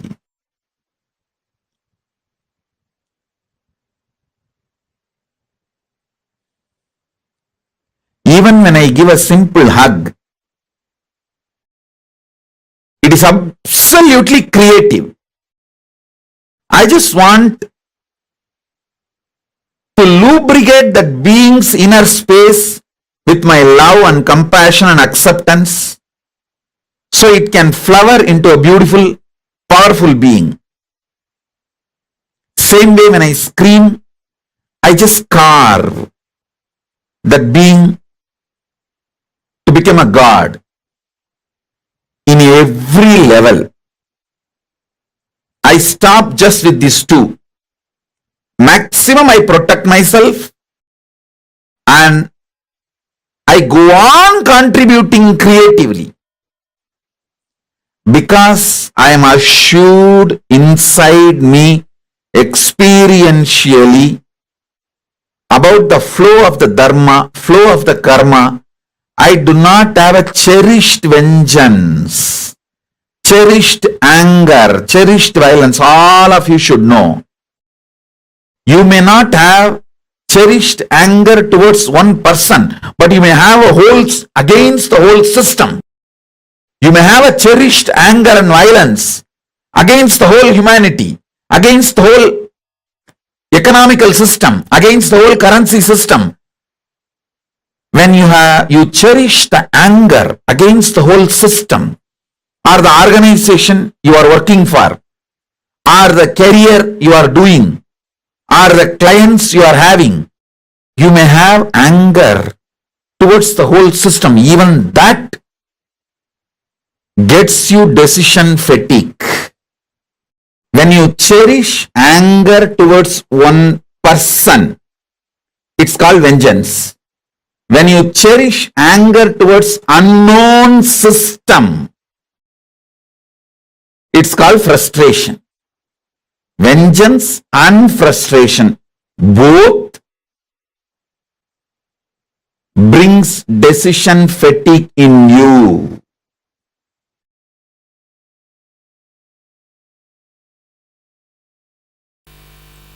The thought pattern which you don't enjoy, which you already feel it is outdated, and which is constantly suffocating you, shrinking you, is sanjita karma.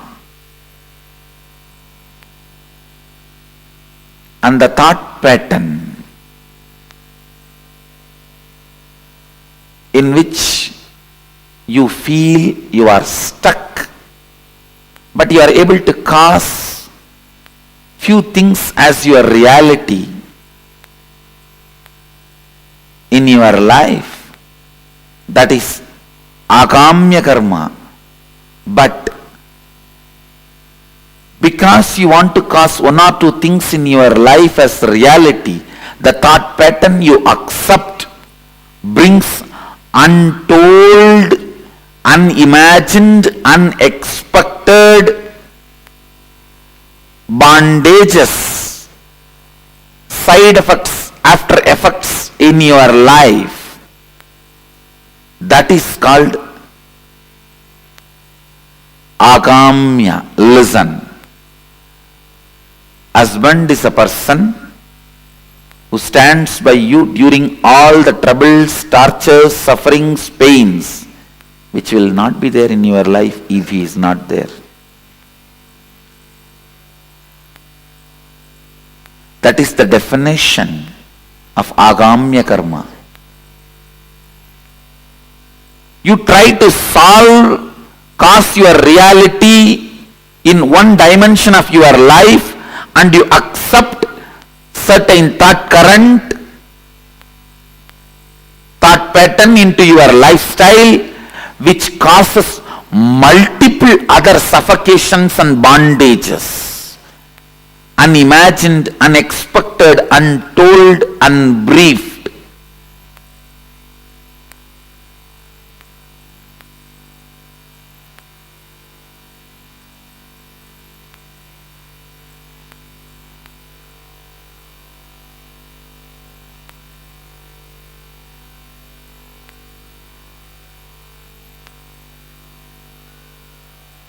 Understand?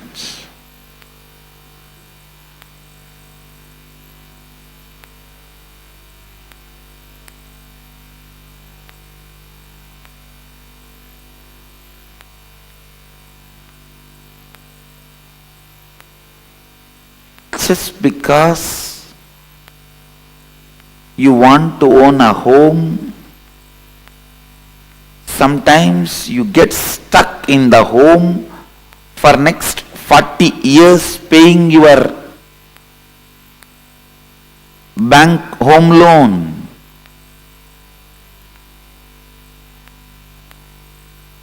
You want home.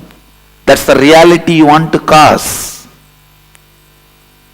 But when you cause that reality, the thought current you accept and assume on you,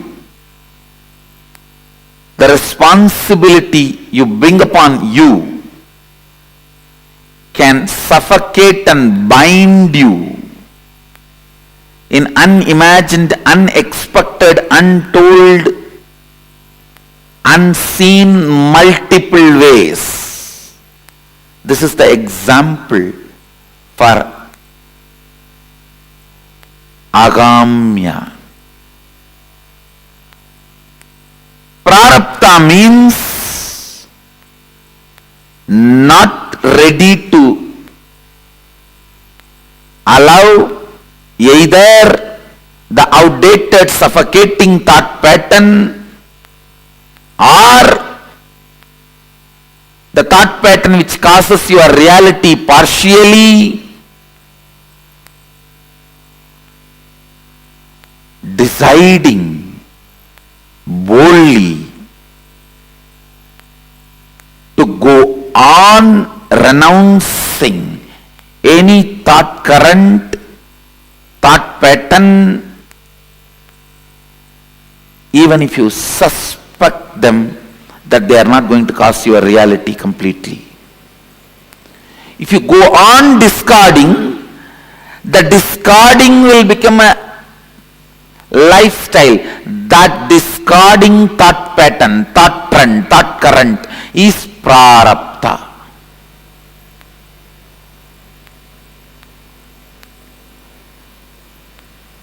Means only exhausting. No more accumulation.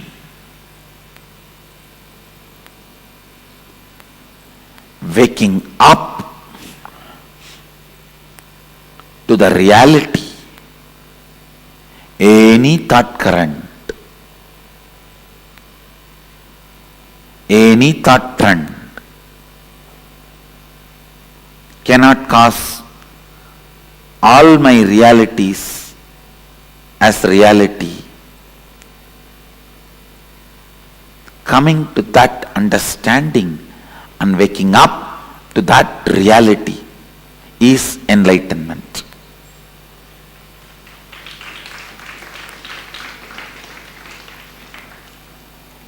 Not ready to be stuck in any thought current is the liberated thinking current. Not ready to revere, honor any thought current is liberated thinking current. Not ready to honor, revere any thought current is completion. Not ready to honor, accept, revere any thought current is perpetual completion. Not ready to accept any thought current as a lifestyle is perpetual completion.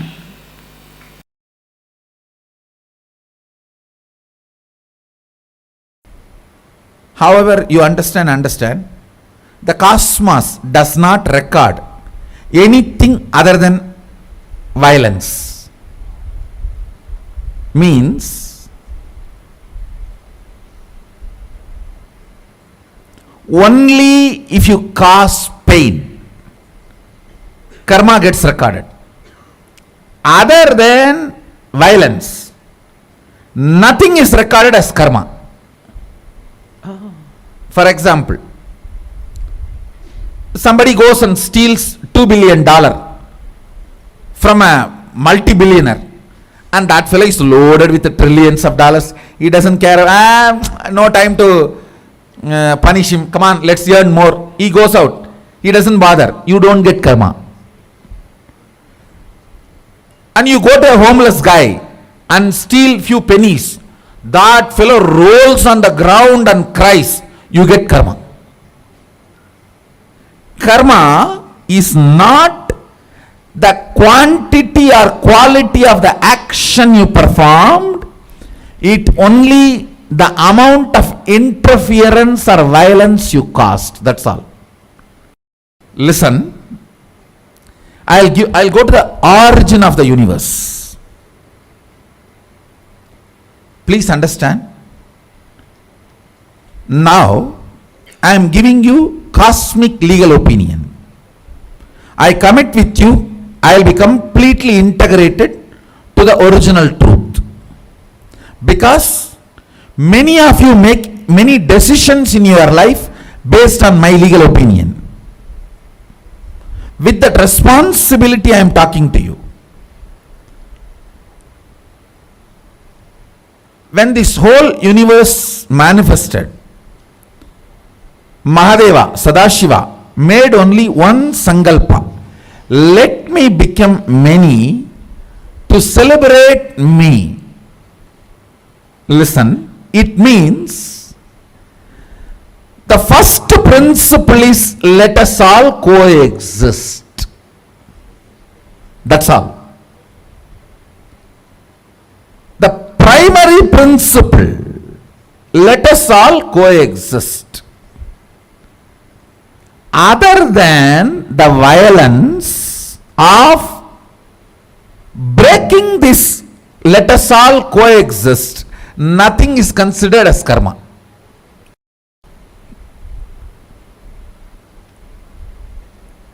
All of you are getting what I am saying? See, that infinity, when it decided to manifest as this universe and as all of us, only principle it declared is, let me become many to celebrate me. It means only one principle, let us all coexist, that's all. Only if you break that, let us all coexist, karma comes. Other than that, nothing is a karma. Only thing recorded as a karma is violence, nothing else. All of you are getting what I am saying? For example, as I gave the example, that you take $1 billion and that fellow does not bother from whom you take, you don't get karma. You take 1 penny and that fellow rolls on the ground and cries, you get karma. Karma is only the suffering cost, nothing else. Good karma, the celebration cost, that's all. See, Mahadeva, he becomes many. He declares, let me become many to celebrate me. So more and more celebration you cast becomes good karma. More and more pain you cast becomes bad karma. That's all. The same rule applies. You may give $1 billion to somebody and he is not happy about it, you don't get good karma. You may be giving a penny to somebody and he is just praising you and glorifying, he is just ecstatic, you get good karma. It is the experience cost matters, not the other money or quantity or quality or the work of or any of that done. All of you are getting? Because the principle in which the universe, Brahmanda, is expanded. See, the universe manifests. It becomes that multiverse. That universe becoming multiverse, the principle or the first declaration with which it explodes is, let me become many to celebrate me. So anything you add as a celebration of ourself is a good karma. Anything you add to break that fundamental principle of coexistence is bad karma. That's all. Wow. Nothing else matters. What is karma? Disturbing the natural expansion process of the universe. Supporting the natural process of expansion is good karma. Trying to disturb is bad karma, that's all.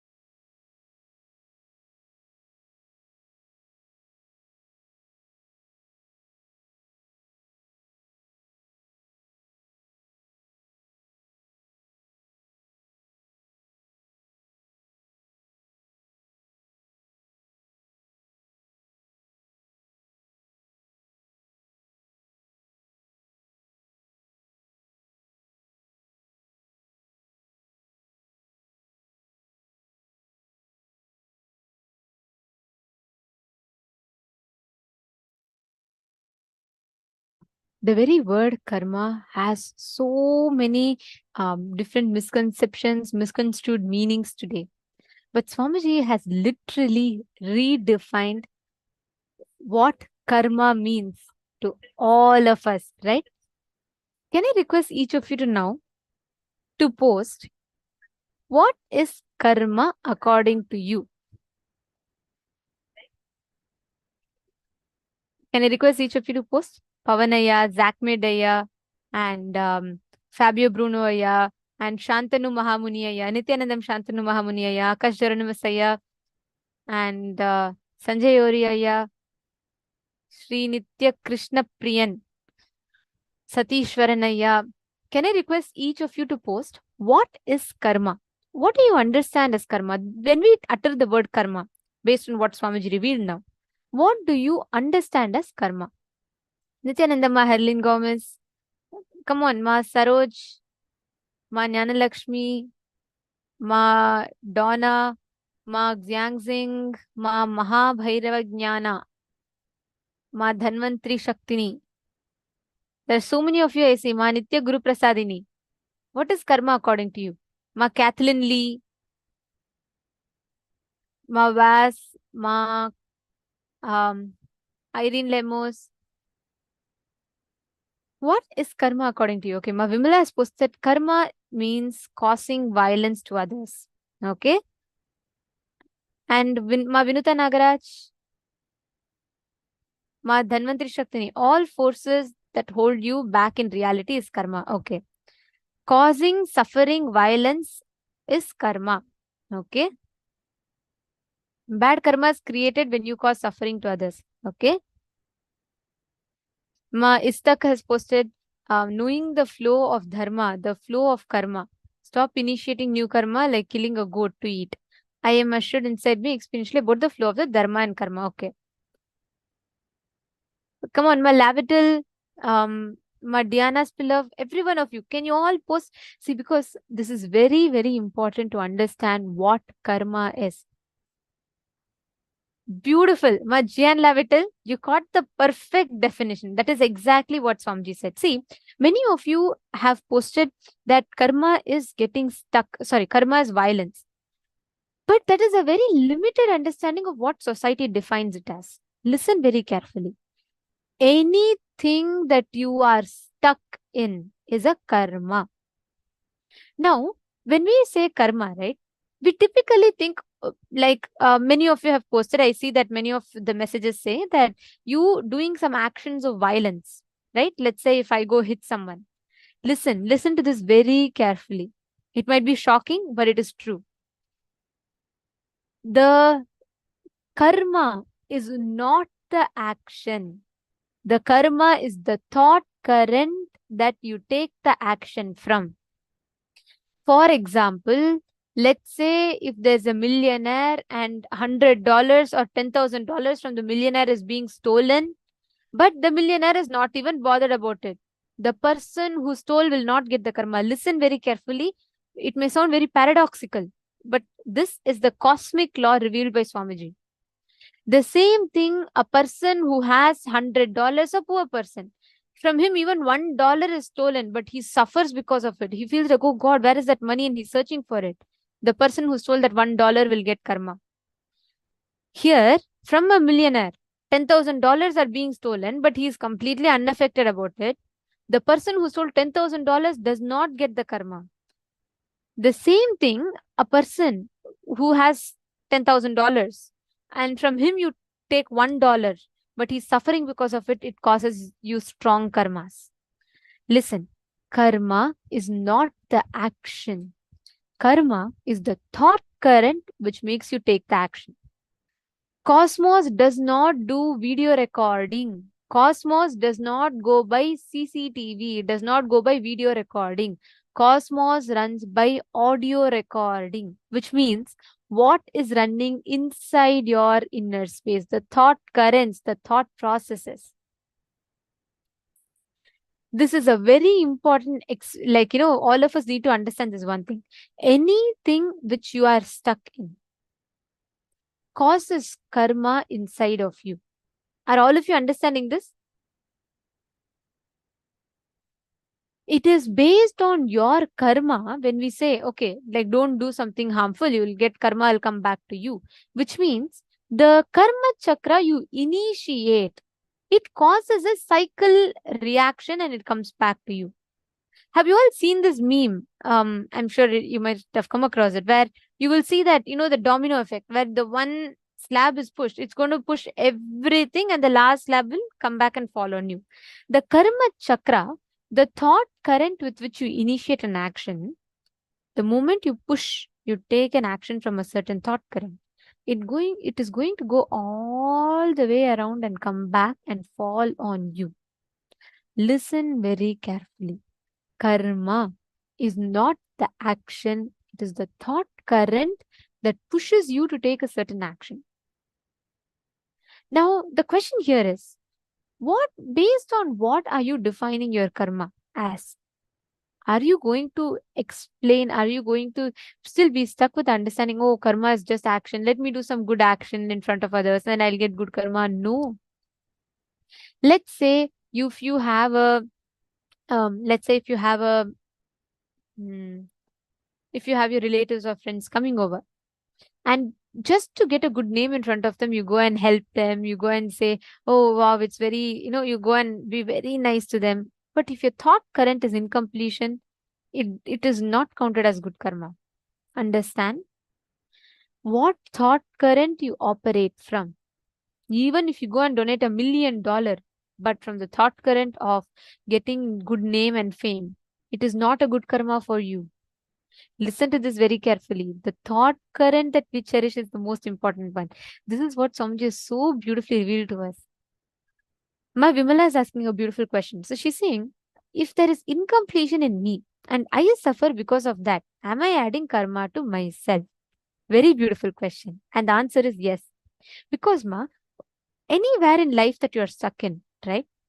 Why did Swamiji explain karma as anywhere where you're stuck, you're in karma? Because only incompletions can make you stuck. Only patterns will make you get stuck in life. And anywhere you're stuck in naturally is what? Is karma. So anywhere where you are stuck, any aspect in life that you are stuck, you are adding karma to yourself. Catching it, Ma Vimla?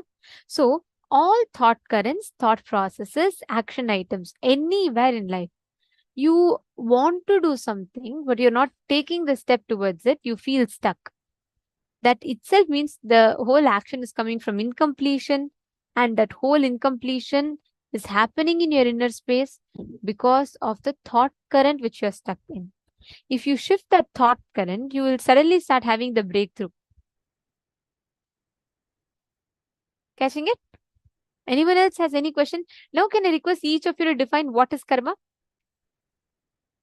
Come on. Can I request each of you to post?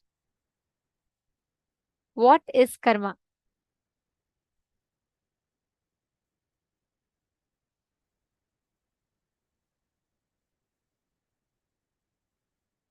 Karma is an action happening, even thought is karma. Okay, Shantanu Mahamuniyya. Okay. Thought current does not manifest your reality.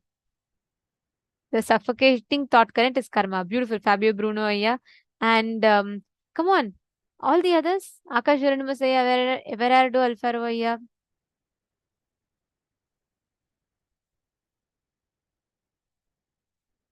Everardo Alfaro Ayya is asking, yesterday I heard a person say that if I have tried in not being good, it's incompletion.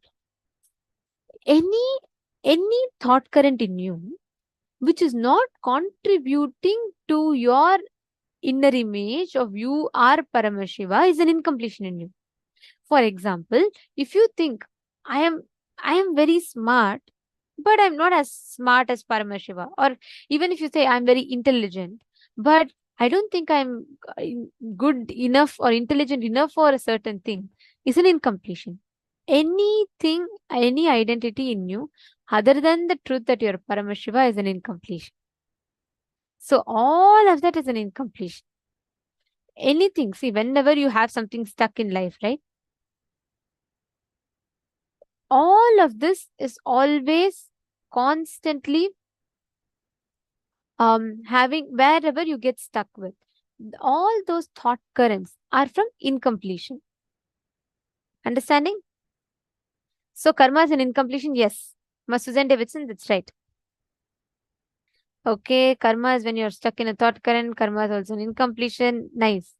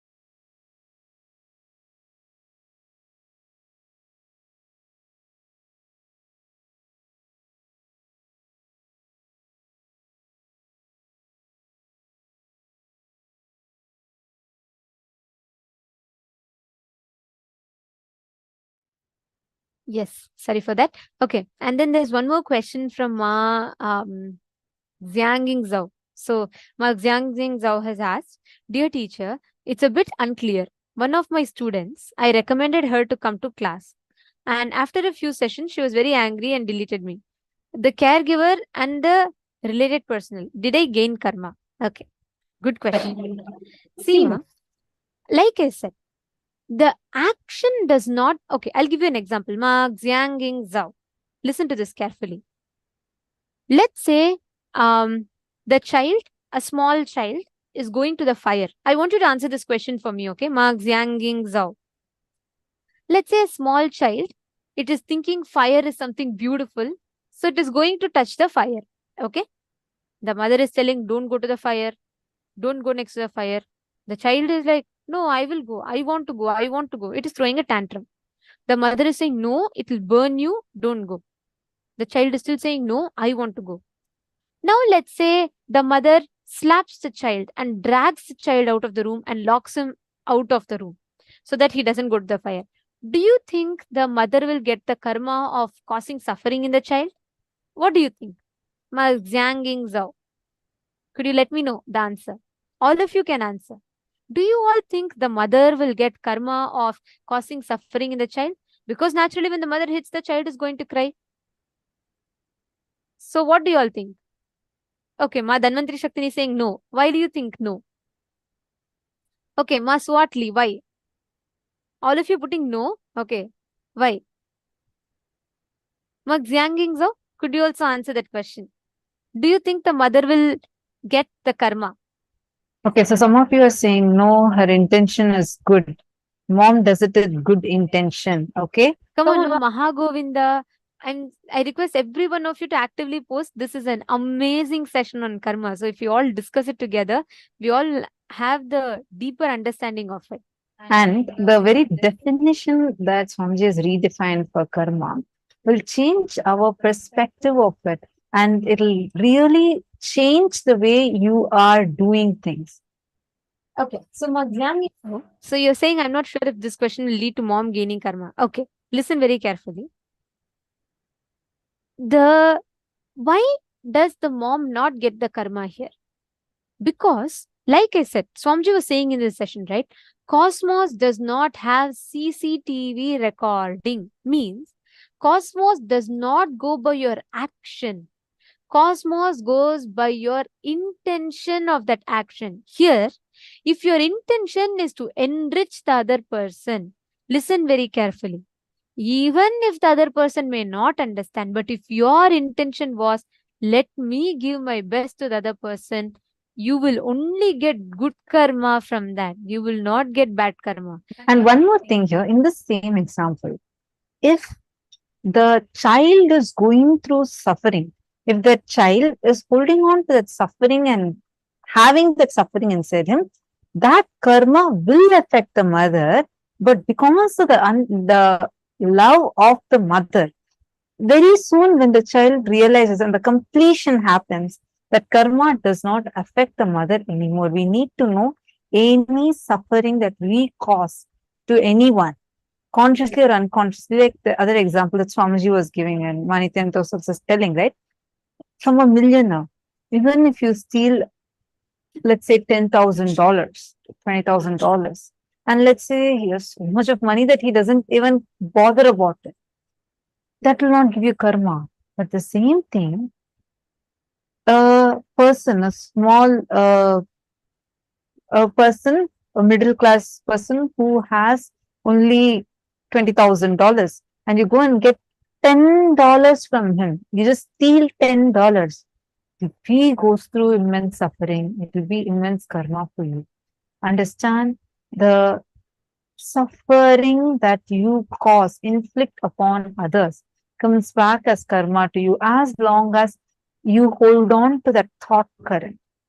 As long as you are there with the thought current from which you operated that particular action which caused suffering to the other person, you will get the karma back. The moment you are liberated from the thought current, that karma will no more come to you. See, listen very carefully. That is why the action you do does not matter. The thought current from which you do the action matters. The thought current, if your thought current is addressing, going from the space of yes, I want to enrich, be very clear, Mark Zhang Zhao, it causes auspiciousness only to you, not bad karma. Okay? So, okay, Ma Virupaksha is saying, but the intention to steal can't be good. Correct, Ma? The intention to steal, it is not just that, but the degree of the suffering that the other person goes through also affects the depth of the karma. See, the thought current from which you operate has its own ripple effects. See, for example, have you all seen in this like Disneyland, and they blow certain bubbles with a certain shape. So when the wand is in heart shape, it will create like heart shaped bubbles. If it's in circle shape, it will create circular bubbles. If it's like in an oval shape, or sometimes like a flower shape, it will create different shaped bubbles. How the shape of the bubble wand, which they dip it and they, you blow from it, it creates certain shapes. How the shape of it determines the shape of the bubble, same way, the thought current you have determines the kind of karma, situations you're attracting in your life. As long as, see, how many of you see your life is very repetitive? Like you have the same type of patterns, same type of sufferings. You go through the same type of incompletions inside you. How many of you have seen this? Who all has seen this? Tell me. Like what kind of a feeling you had 20 years back? Oh, I feel people just exclude me from things. Now, after 20 years, we're still having the same type of situations manifesting. How many of you see that? Understand?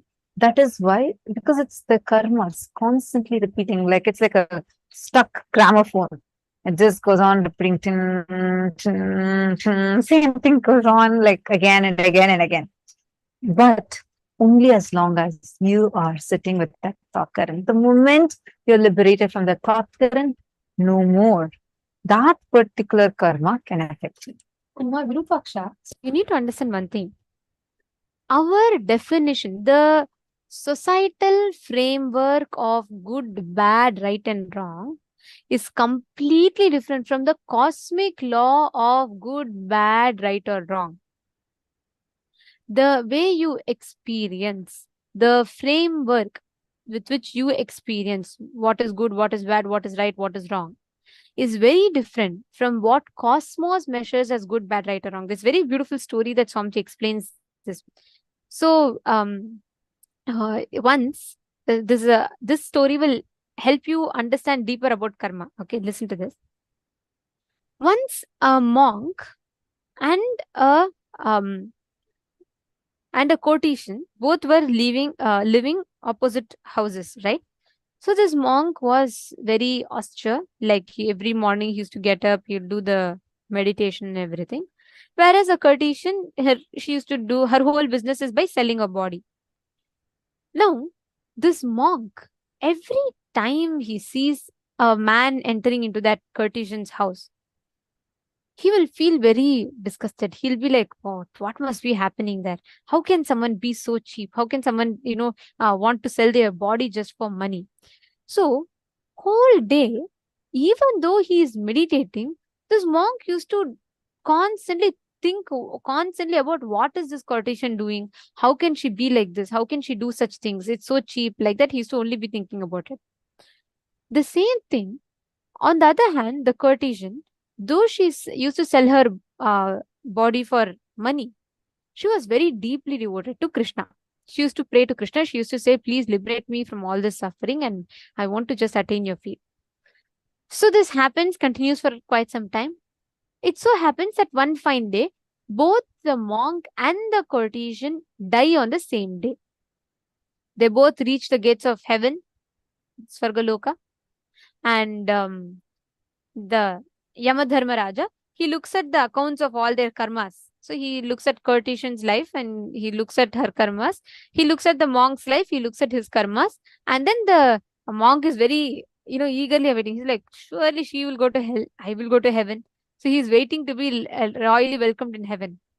Yamadharma looks at him and says that he gives order that the monk shall be taken to hell. The woman, whoever was the prostitute, she will be taken to heaven. Then the monk was shocked. He said, no, wait. I think you must be mistaken. Do you know who she is? Yama says, yes. Then he says, do you know I'm a monk? Yama says, yes.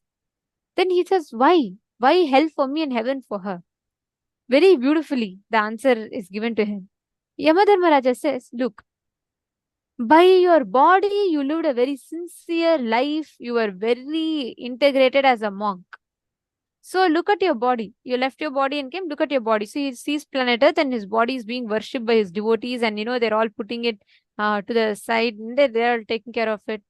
On the other hand, the God says, this woman, on the other hand, abused her body. She sold her body for money. And look at her body. So then they see the planet Earth. There is nobody even to take care of her body. It's just like left there.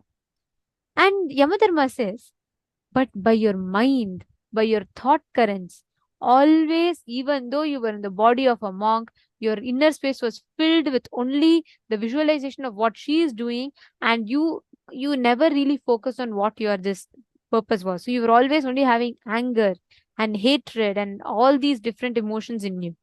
On the other hand, though this woman sold her body for money, her inner space was fixed on Krishna.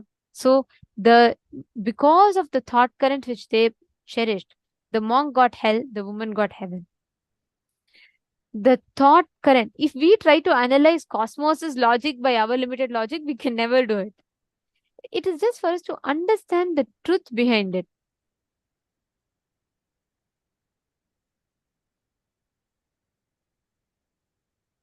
Machingo is asking, okay, so in the... Actually, I just want to add one thing to this example that you're mentioning. See, the one important thing we need to understand is the actions. When we say actions don't matter, you need to be very aware of the thought currents. So, why we have a certain lifestyle given as per agamas, why we have certain lifestyle practices, because only those will help us to be able to live this life through which you will be able to cherish the right thought currents. Your understanding, thought currents are too important.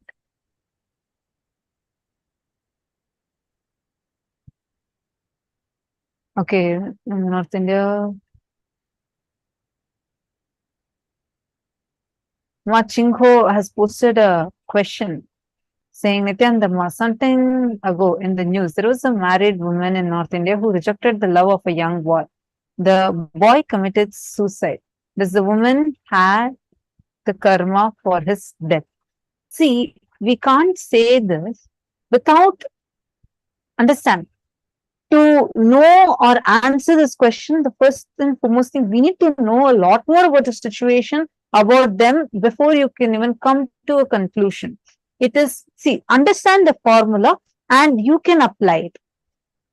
If you are stuck in a thought current, you are stuck with a karma. The karma will have its own effects, side effects, after effects, everything. Any suffering you cause to another person, that comes back to you as a karma. Atmahatya, suicide is the worst sin. Suicide is not accepted anywhere in Sanatana Hindu Dharma. Any soul that commits suicide goes through the worst suffering. All the actions that we do, every action that we do in Sanatana Hindu Dharma, the core of it, everything only matters with what context you take that action from. What is the context of you taking that action? How? Why? Where? From which context you want to take that action? That is what matters. That intention of the action is what always counts. Understanding?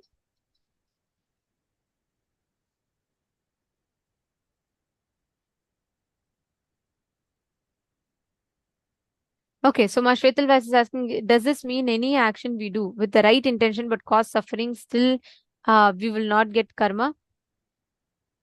That's what, see, the thing is, many times you would not know whether there are actions that when you take, when in a very hidden, with a subtle underline, it will still be from your ego boost. There are things that could have been done in a very non-violent way. We tend to do it with a hint of violence in it, which hurts another person, which causes suffering in another person. So even when we say, I'm doing it only with a good intention, unless you look in deeply and analyze, literally do a postmortem of your inner space, look in. If a suffering is caused, definitely it will incur karma to you. Even if you call, what is good intention? What is good? What is bad? The idea something is good, something is bad, is very subjective. In some countries, eating meat is good, not eating meat is treated as not right. In some countries, eating meat is wrong and not eating meat is treated as right.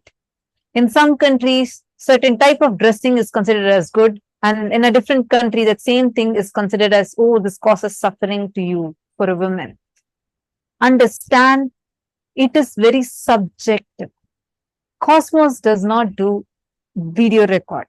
It does not see it doesn't have a video recording that's happening. It only does audio recording. So it sees the thought currents that you are having. The thought current, that is why it's too important. If something is causing suffering outside, be very clear.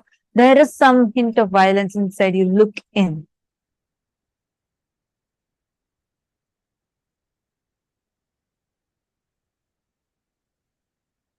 Understanding. If we all analyze now, we will see how beautifully you can shift the understanding of karma, and you can not just shifting the understanding, can experientially gain the powerful cognitions. Now, take a few minutes and pen down all thought currents or lifestyle in which you are stuck. You are feeling stuck. Life is suffocating you, which is not letting you cause your reality, whatever the thought currents are.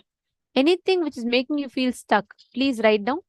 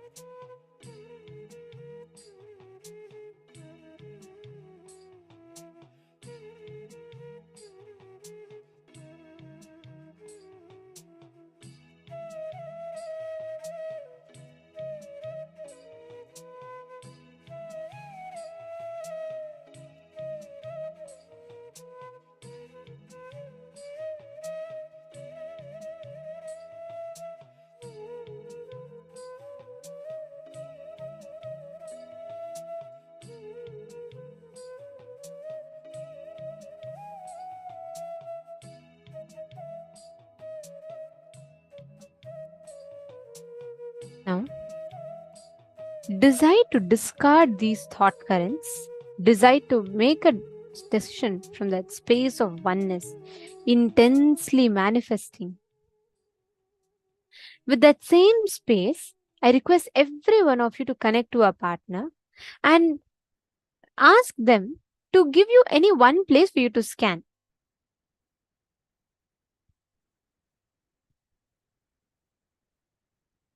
Listen very carefully. The thought current with which you take an action, the thought current with which you initiate an action, that is going to determine what space or what reality you are manifesting.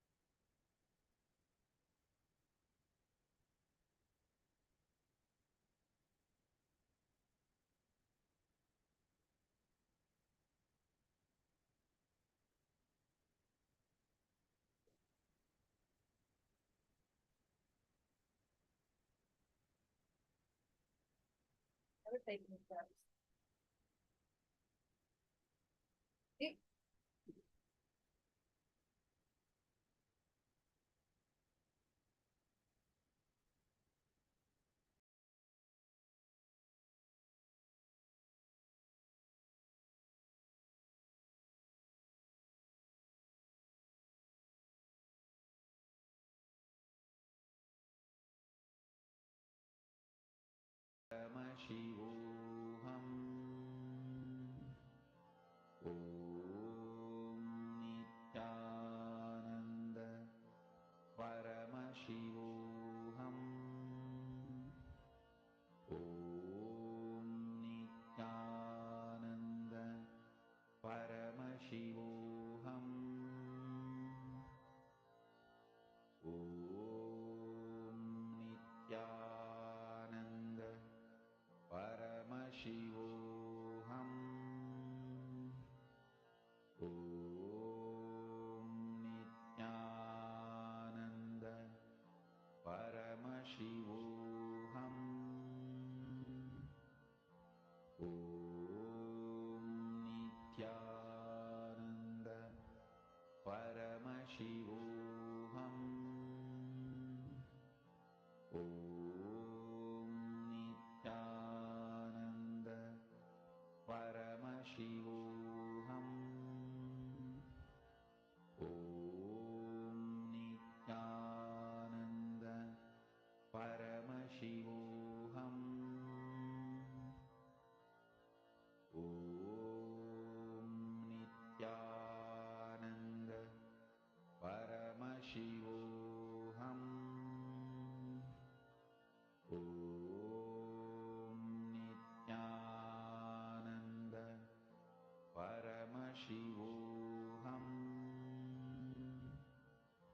Om Nithyananda Paramashivoham.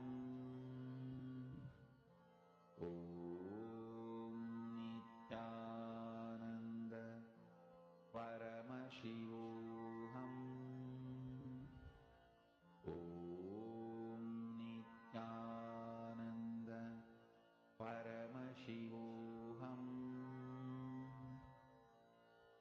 Om Nithyananda Paramashivoham.